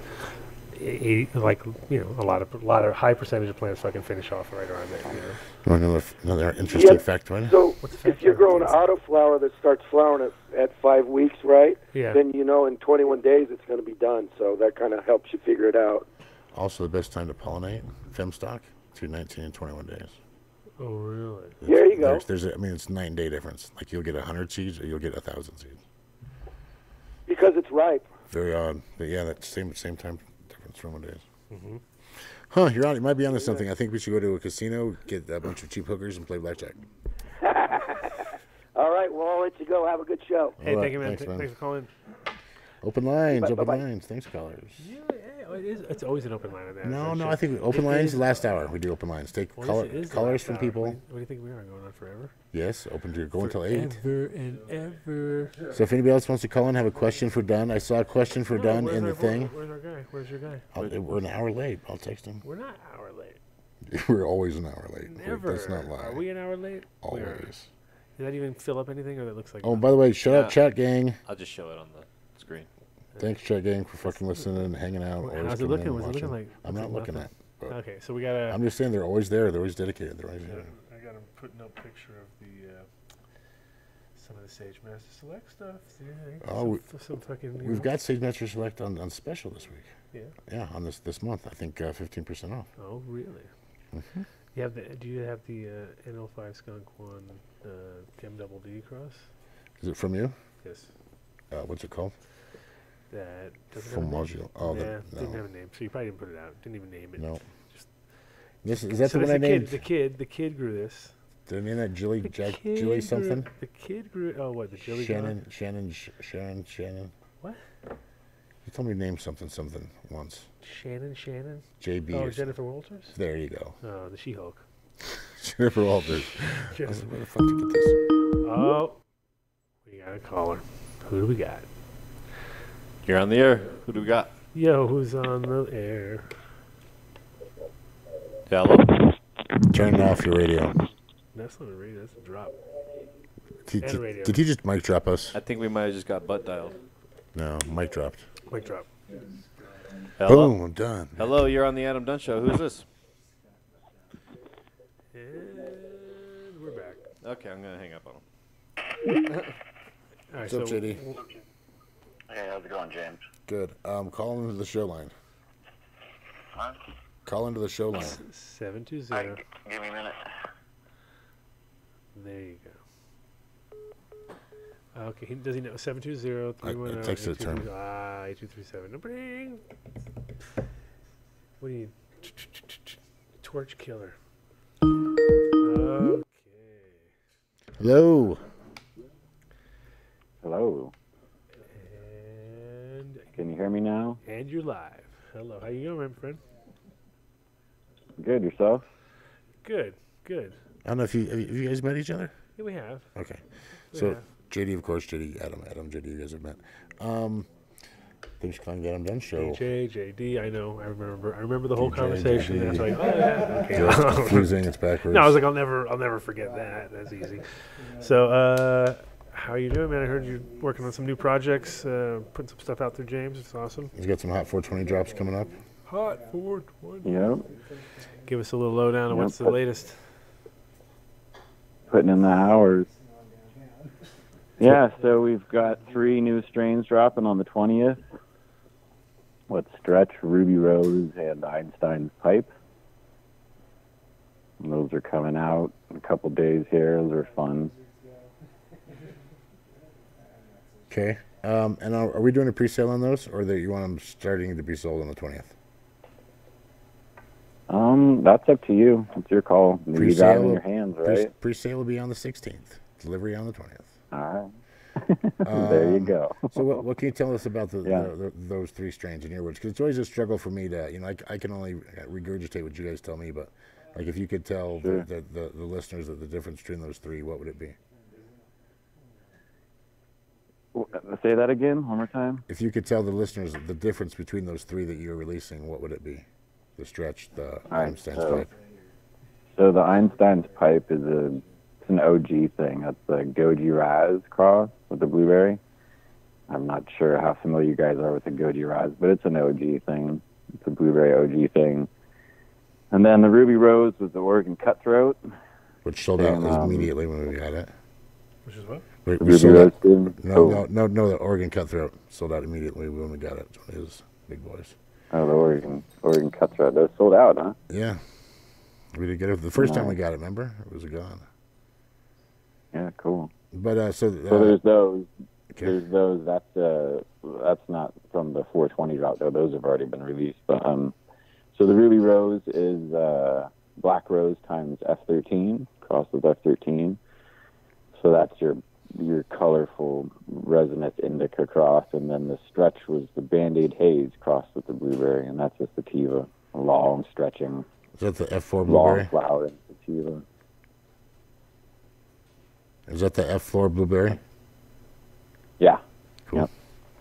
Cool. The Stretch. Yeah, we're in the process now of looking through some of DJ's backstock, looking for another mail. I mean, we've been doing that for a while, but we're looking through some new things now. Blue Moonshine.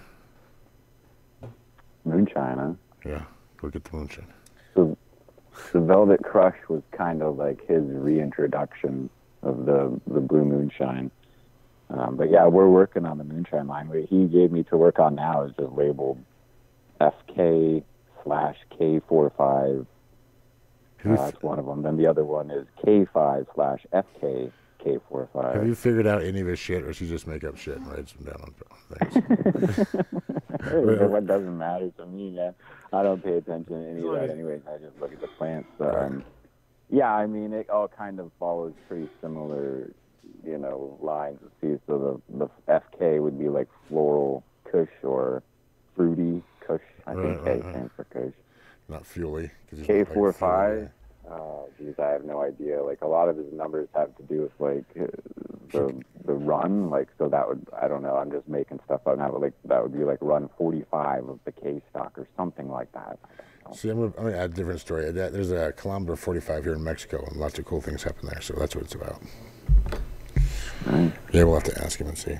So we're live right now? Yeah. We're so live. Even though we sound like we're not, we are. All three people are listening. All right, cool. I looked on the website. I couldn't find any. No, it's on YouTube. YouTube. To click for the listen live. It's on YouTube. It's on YouTube, so that site just kind of is a site. Ah, cool. And I've got to add. I'll work on that. See if I can add you guys a window in like my site, so it plays. You can click on it and it plays live. Probably should be possible, considering you pay us so much money in a month to do all this other bullshit. Yeah, and I pay this website. Might as well have something cool happening. Yeah. Well, cool, man. And then your dad has something coming out as well on the 20th as well, too, right? No, I don't think so. Stop that. I'm going to switch you over. I don't know if you can hear me better. Maybe I can hear you better. He just dropped the Velvet Crush, right? That was dropped at the end or the middle of last month. So that was his last drop. Right. And that went. For, that's a beautiful plant, too. Gorgeous. Just colors. You didn't get to try any samples from that, no, because you didn't see him yet. No, didn't see him. Cross. I like that one. Didn't get to try any of them. But I could sell more. What's the background on that? That would be, what was that? FXW, F4 FXW is the parent stock that came from. It's a direct inbred cross because the father, the F4 Blueberry, was chosen from the same stock, and it's supposed to be the pheno that's representative of his Blue Moonshine, if I'm not mistaken. It's hard for me to keep track of all this stuff, so yeah, I can only imagine other people trying to keep up with it. But if I'm not mistaken, that's what the Velvet Crush was. It's like his second introduction of the Blue Moonshine. And from what I remember, he's going to keep working on that line. He wants to, if I remember correctly, he wants to nail down the Moonshine and release just the Moonshine. Yeah, But the next thing we're working on for him is it's the Happy Pussy F4 Happy Pussy crossed with a F13. No, not again. I thought we called that First Light. No, so the progeny of the Happy Pussy is First Light. That's right. You don't like that, or not that you don't like the name, but yeah, that name's weird. It's interesting. Happy Pussy? Come on.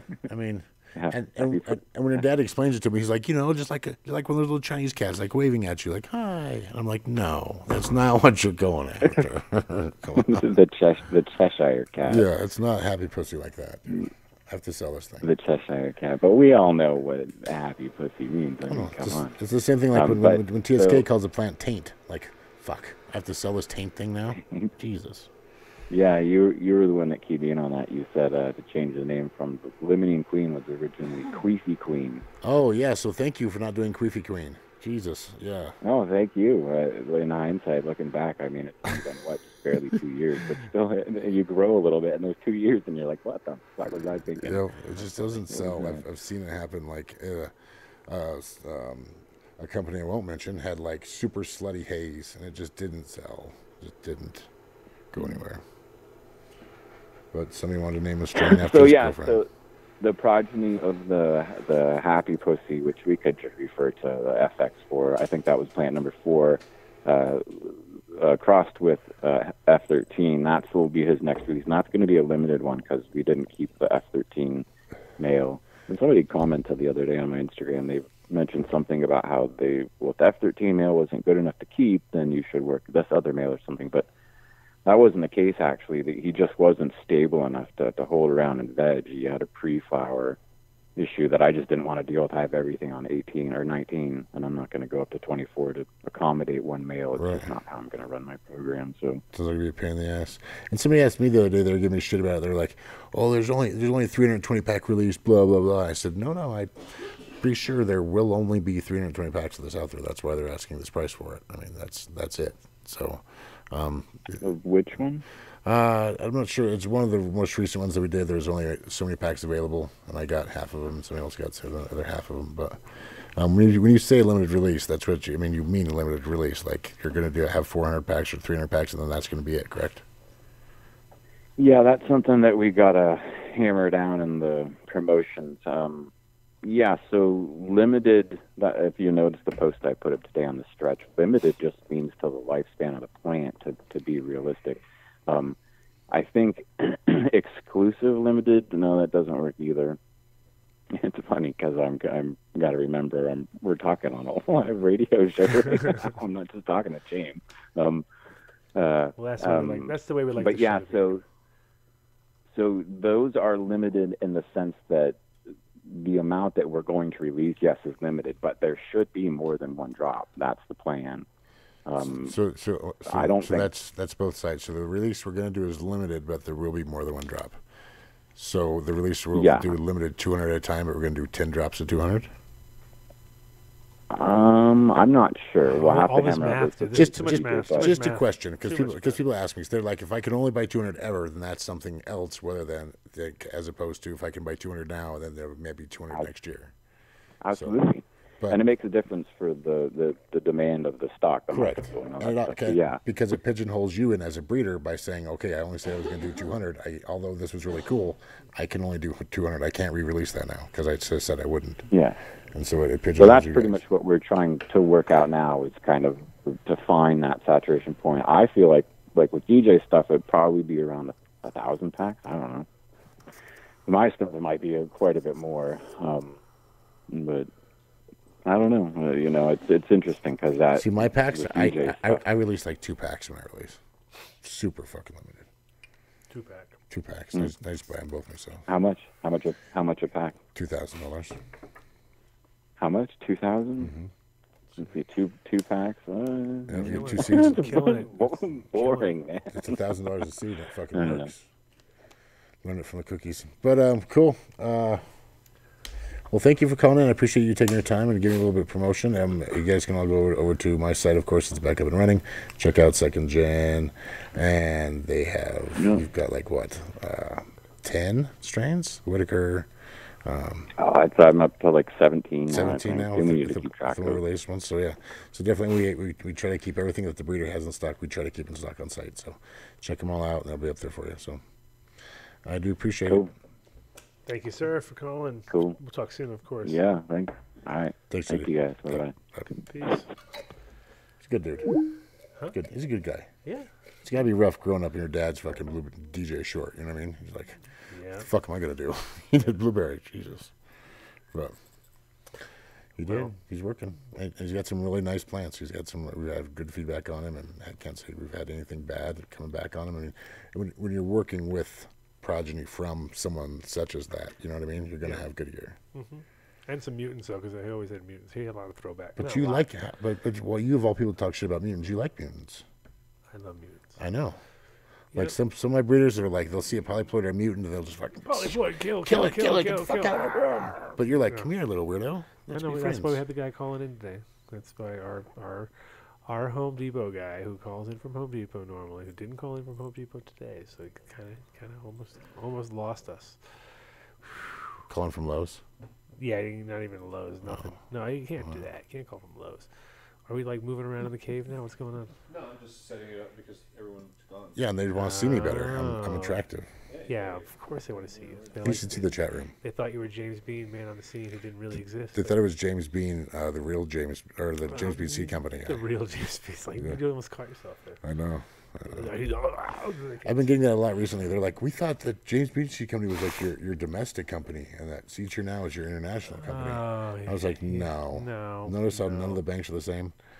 I have one company, and I'm not so vain to be like a Jamez Bean Seed Company. No, it sucks. I had THC seeds.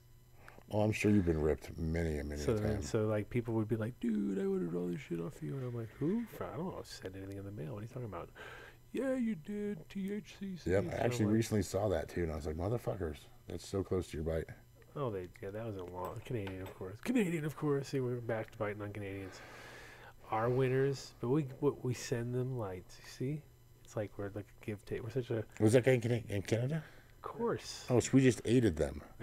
We aided and abetted. I got a chat game question for James. Yeah. Where'd you get that dope shirt? Oh shit! Thank you, Psycho Bunny. Psychobunny.com. Psychobunny.com. Yeah. Psychobunny.com. Tell them James sent you, done deal. And then also they're wondering where Buddha C's got his dope shirt from the interview. Oh fuck! What does it say? What does it look like? I don't remember. I don't remember what. Fuck, what is this? The dope shirt crew? They're like, well, they're just saying. They're just saying. They don't like this shirt. This shirt sucks. No, it's brilliant. It just needs refreshed. I need new. I like to wear old shit. I like a little crusty. The crustier, the better. Older and crustier the t-shirt, the better. That's how I grew up. It was always about who had the oldest, funkiest, worst t-shirt. Remember, you used to have a beard, like clean shaven, and you were going on tours, and it was good. Back when I was clean shaven, yeah, exactly.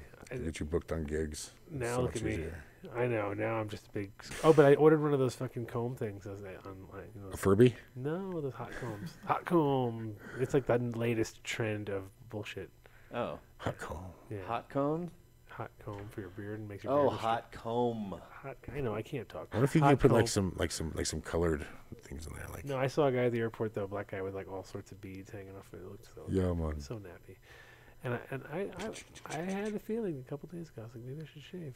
Maybe I should. Yep. And then it just changed after that. I went and I got a haircut, obviously, as you can tell. And they're so trimmy, like as you can tell. Yeah. Well, it's pretty. Yeah. Pretty short. Anyway, they guys who cut beards are just, they're scared as fuck. They will not cut much. They will not take more than a micro, unless we had one of our friends got his chopped off. So I'll just say it because nobody can see it, but so we had dinner with Mike and me, Mike's crew, and Swamp Boy's crew all went to dinner at the coolest fucking restaurant in Massachusetts. Did you laugh at their accent again? Like you did with Strilla. No, I think it was called Strilla. No, but he came in and yelled at us. He's like, "Oh, we'll feed you. You take off your hats." Okay. And like up here is like 6 of the fucking like all gangster movies, like Goodfellas, fucking, Godfather, every gangster movie you could have, and they just were loaded. But Mike's like, I haven't shaved up my beard forever. And his wife pulled out a picture from when he was 16 with his beard shaved off.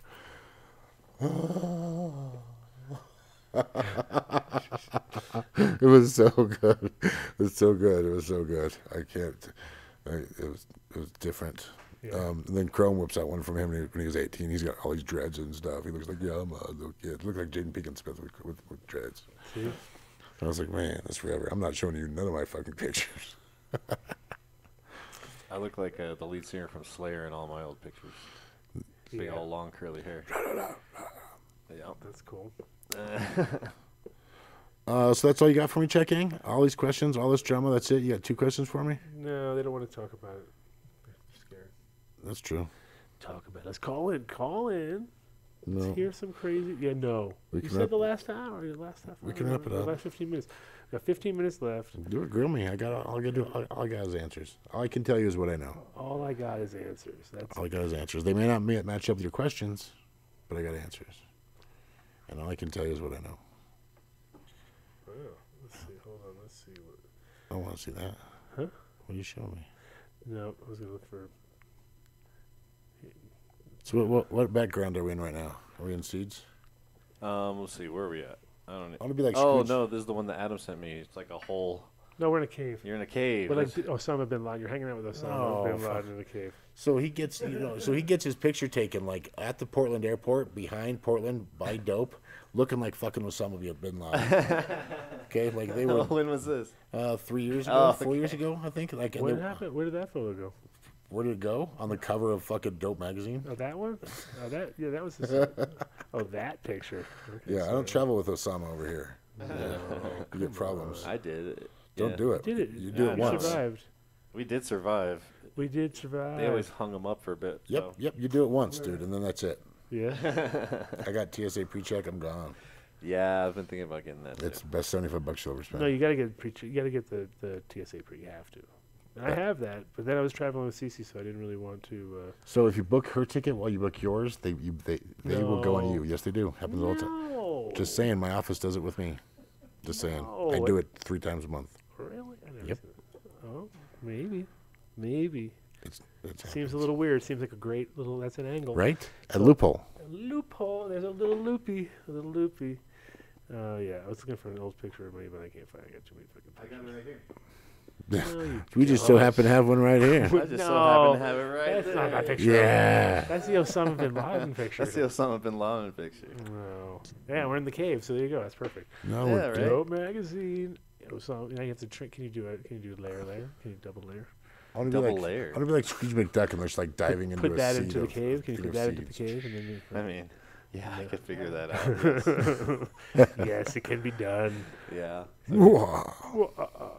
No, I was looking for an actual like high school picture. All right, so chat gang, who should I carry? Who am I sleeping on? Who do you what does out chat there? gang wanna see? What strains are hot right now? What are you smoking on that I don't have? I've got 1,600 different strains. So what am I missing? And if I'm missing it, I'll tell you why I'm missing it. They don't. Huh? I was telling Kendall. There's a strain he's got. Pretty much strain I tried that to. Kendall's got. That ain't gonna happen. We're talking I about. was telling Kendall that if there was a strain in the planet, that James would have it.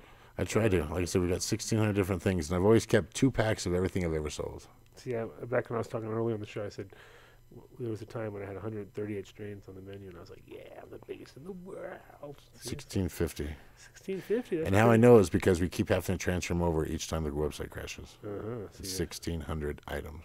That's transfer over. That's pretty intense. Well, the way I like to run my seed bank is if some of the guys will just take the hot shit or just the fast shit that sells fast or just this or just that. To where like I want you to see the full extent and the work of the breeder. Like not just he made this and that's made him cool. No, he made a whole bunch of shit that was really cool and he is really experienced. And some of this stuff may be older, but it's still quality and still good. And so I like for the breeders to, if they have it available, I like to have it for sale. If they don't have it, I don't have it. If I don't have it, they don't have it. Yeah. So I like to have everything that they have, even though I know some of the shit it won't sell as fast as the other. But I also know that there'll be that guy who's looking for exactly that thing, and when he finds it, he'll be completely happy. So, so it works. It works well that way. And what about your own personal collection after the fact? Like, do you guys have a? My personal collection's kept in 3 separate banks and 3 separate safety security boxes. What? Yeah. No. Swear to God. No way. What is better than that? With my thing of chain of custody, because chain of custody is huge with me. I have to get it from the breeder. If I send you the wrong pack, you keep that pack. I send you the right pack. I can't have you send me back that pack, because then you're gonna think, well, maybe I got a fucking dead pack. Maybe he sent me a pack from somebody else, and so I can never take that pack back. I have to send you a new one. You get a new one, and you go about your way, and you keep the other one for free. But we're talking about chain of custody, and you wanted me to do something weird. What? What are you laughing at? Me losing train of thought. You figured it out? Yeah, I put your Here he cover is. in the cave. Nice. Cover in the cave. See, we're learning as we go along. It's perfect. Perfect. Looks pretty good. I like it. Chat gang wants to hear more about the forum and the new website. Oh yeah, tell us more about the forum that I never joined. All right. So the new website is based on Shopify. Some rat bastard ratted me out after 3 weeks and a lot of volume, and they shut me down for user agreements, vague somewhere in these terms. And so we had my lawyers fire off shit for them. We then opened up a Canadian company because Canada can sell. And we were up and running for a week before somebody reported that as us not being on the Canadian sellers list. And so that website got shut down. My old PrestaShop website, I had my IT guy, this was happened in October through December. My IT guy left, had a bit of lost his fucking mind for a couple months. And that happens. Yeah. And just it was was on a PrestaShop platform, so the website would add inventory. Like all of a sudden, we'd have 7 of something that we didn't have ever. Like we haven't had 7 of this thing in fucking 6 months, but all of a sudden we've got 7 of them, and then it sells 7 of them, and so now I've got the worst thing in the world. You got to call 7 people and be like, "Hey, I know you bought that, but we didn't have it. My website just fucked up." And so I couldn't take that with my website anymore. So we shut down the old PrestaShop website. That's when we used the Shopify websites in the interim. That way I would have something to work and something that would go, even though it would cost me a lot more. But since they shut me down, We're back up to a new WordPress WooCommerce website. It's more secure. It's got plugins. It's not the finished deal. The finished deal is going to cost me over $50K for what we want. It's a 4-month build. It'll do everything we want. Countdown timers. Keep packs in your cart, in your shopping cart. After 30 minutes, if you don't check out, then it'll kick the pack back out. Has all these kinds of cool reordering features. Has you can click on a shirt or a logo and it makes it into a shirt for you. And so it's really, the new website's very, very well designed. The one that's up right now is a miniature version of it, but it's not completely finished. Put that on the other side if you want to get crazy. What's that? I just sent you another photo. You can put it on the other side of the cave if you want to. If you want to get super creative, it's a before and after shot. And the way the forums work is just there we go. Where I've been shut down like 17 times by Instagram and whatnot. It's just and my breeders get shut down, and when they get shut down, you know, how many of us have our fucking pictures printed out? Like we don't. Yeah. And so the forums allow me a platform to allow my breeders to each have their own channel. Pissed off, be like, I don't want to fucking do no more work. Then they don't sell any more seeds, and it's not my fault. And they bitch at me, I don't sell no seeds. They'll say, why don't you get in your little chat room and fucking talk to people? So each breeder has a chat room. They have their own announcement section, their own fact section, their own strain section, and their own general section. They can kick out whoever they want to. They can put in whoever they want to. The forum is based. It's owned. Before and after. It's a before and after shot. It's owned by me, so I bought for $6,000. It's located in Amsterdam with a backup server to it, so it will always be up. It's not even screen capture ready. You can't subpoena it. He's telling people to get their screen capture ready. Get your screen capture ready. It'll take me a second, but I'll get it there. Get your screen capture ready. The forums also have a chat room feature now, so you can sit there and chat on them. It's called Chat Here now, and chat back and forth. All the breeders that are in there that say it's Crockett, it's actually really Crockett, because we verify them. It's owned by me, so I'm not shutting it down. I'm not kicking anybody out or policing our own shit. We'll always have it, and yeah, it's a pretty cool thing. And then on top of all the one-on-one interaction with the breeders, on top of the forums, we also have like the general discussion and propagation and hydro and cocoa and how to do this and Wolf Seal has been moderating it for us, and Bog. I figured Bog was really big in the forum, so he'd be good to run it for me. So good. Those two guys running that stuff. So you got a few of us who actually are willing to. Oh yeah, there's Good, actually get on there. I always think about it. I think about it. I don't do it. I think about it. People have questions. You're like, where's Adam? He's fucking lame. I hate this guy. So the way I look at why isn't he here all day? So the way I look at it now is that we finally we can grow our own fucking weeds. We bought seeds. We grew our weed last year. Yeah, it was good, but it wasn't like the dispensary. So now how do I grow it so it's like the dispensary? Boom, we did it. The before and after shots are up, dude. Of you're a mess. Me as a teenager. Dude, that hair is wild, man. So that's before acid and that's after acid. No, it was acid. There was plenty of acid. Plenty of acid during acid, and now, pretty much ish. Yeah. That's crazy. Yeah, it's crazy, bro. Chat gang going crazy. Oh my God, screenshot. Adam Dunn spotted as a child. No, it's a funny shot. The thing is, the funniest part about that particular picture, though, is, okay, first of all, fucking nailed it on hair day, man. Perfect hair day, right? Booyah. Hair's on point, like on fleck at that moment, right? On fleck? Hair's on fleck. And super high, I remember. No. Who? Yes. You. Because they took this photo, like, on, like, this, it was weird, at a weird time, like, when you're on vacation or something. Like, come on in. I'm like, oh, my God. So I remember driving there super high, and you can tell. And then you get to do a little quote, right? So my quote in your high school yearbook. Yeah, this is my senior year, and I put, the best thing about being high is the view, right? And I was like, they'll never fucking put that in, and they put it in. It was like, booyah, it's in there. Like, it's not under my picture; it's on the other page where it has your name. Yeah. But it says, Adam Dunn. Best thing about being high is the view. I was like, there you go. That's all. That's it. That's my fucking. That's fucking funny, man. Yeah. That's great. Good stuff, man. I know. And I wish I had one of the ones from a couple years earlier because I got most talkative. So that would have been perfect for fucking. Oh, dude. For the show.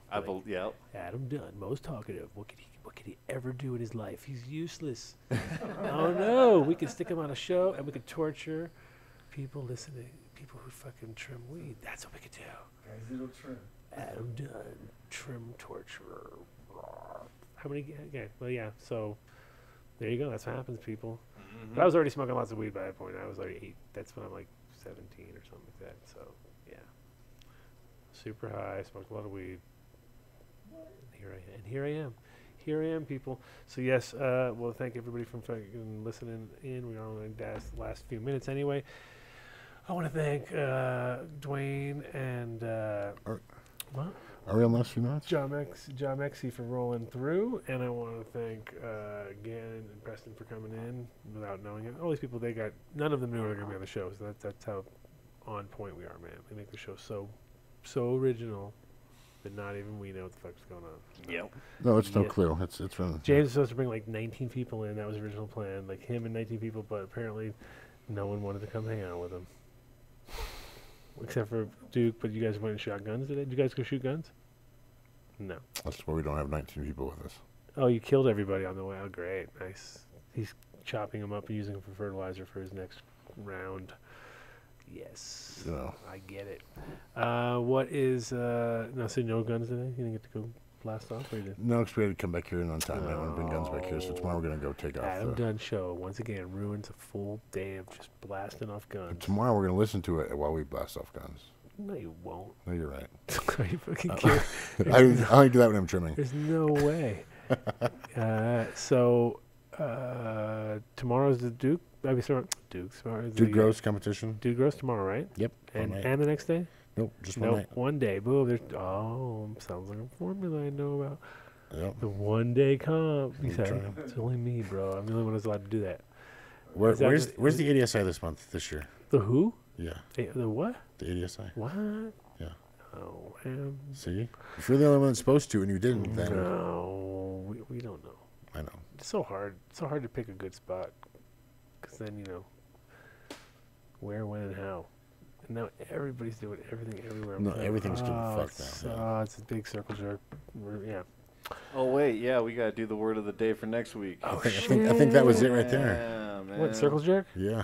Circle jerk? Really? Right. Let's not say a bunch of things and confuse everyone. So if circle jerk's got to be it, this is going to be it. Because that would be at the end, and Philly Lights, only the dead people are listening anymore. So.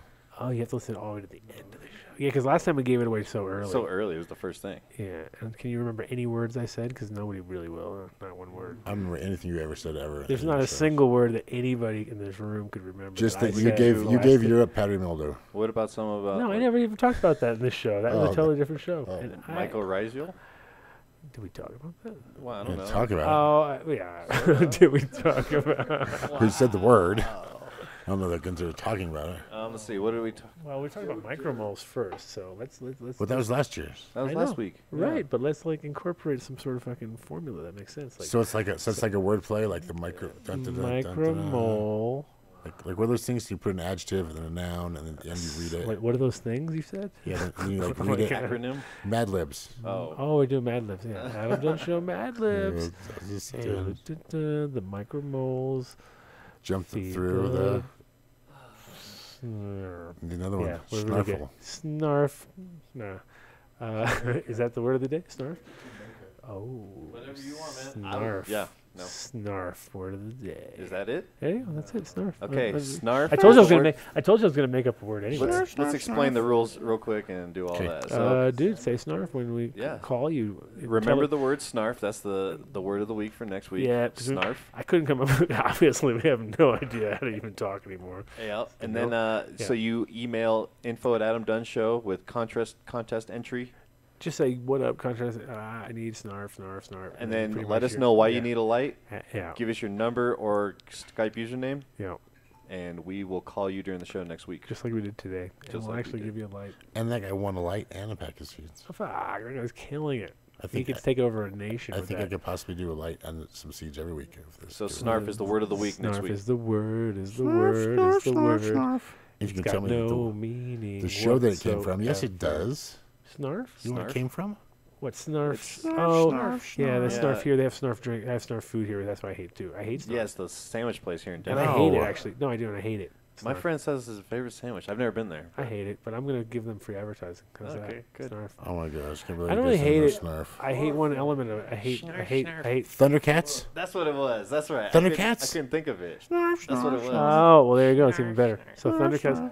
Why is there not a Thundercat fucking strain out there? Because that breeder hasn't popped up yet. Thundercat. See, there you go. I could Thundercat, Thunderdad. You could do a whole G.I. Joe line too. I already got it. I'm taking it right now for one of my Jasmine Cat Piss strains. So anybody who's listening, fuck it.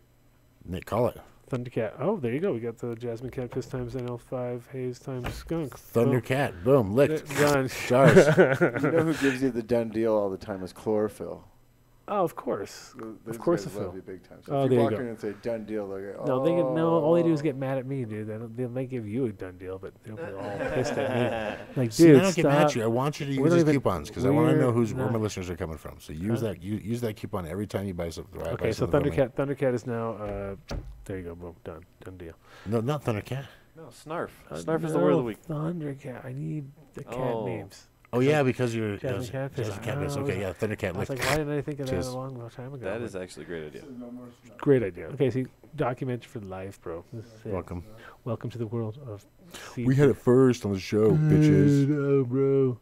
I know. Mine. There's a lot of guys bitching about that. You have no clue. And it's hilarious. No clue. It's like, we're gonna run out of fucking names. We already are, and that's why I was like, okay, I gotta keep it.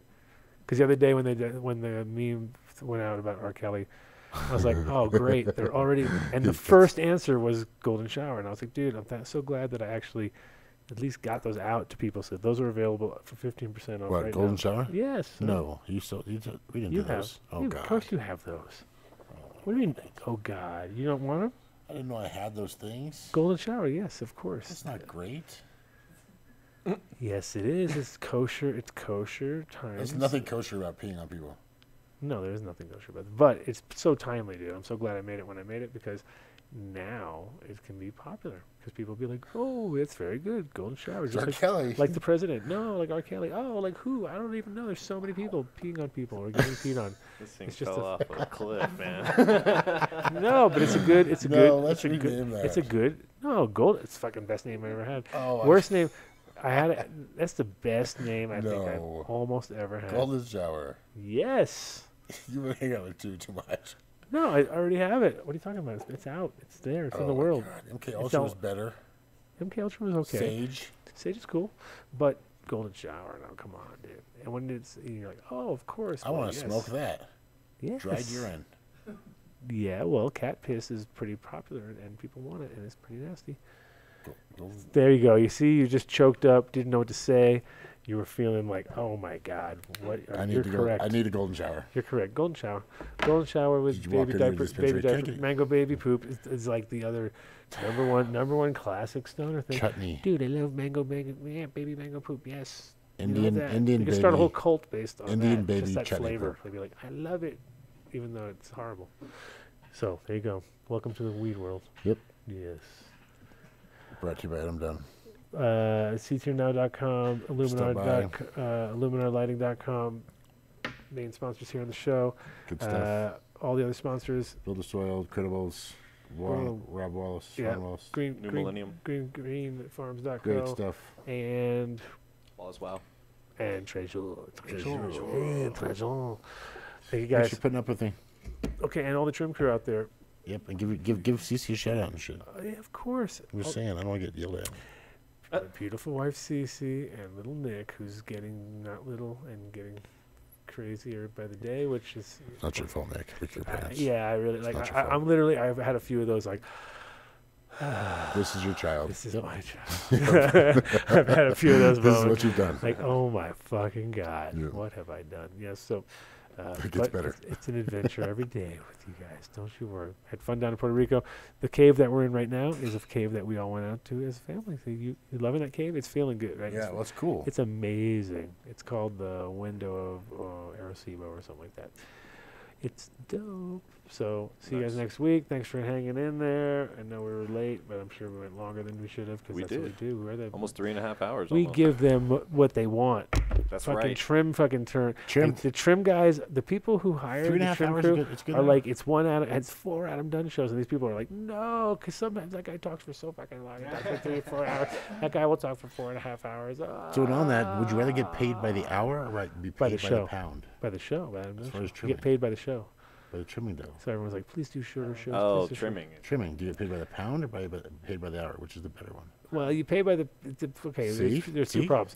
If you pay by the pound, you're gonna fucking get shitty trimmed wheat. If you pay by the hour, you're gonna get fucking like overly trimmed wheat. Ridiculous, yeah. So it's like retarded. You're like, oh my god, guy, dude, come on. You're like, the other guys are like, so I'd rather have them going like anal and taking their time, but they also try to like make as much hash magically on their fucking scissors and like you know, I've seen every trick in the book, kid.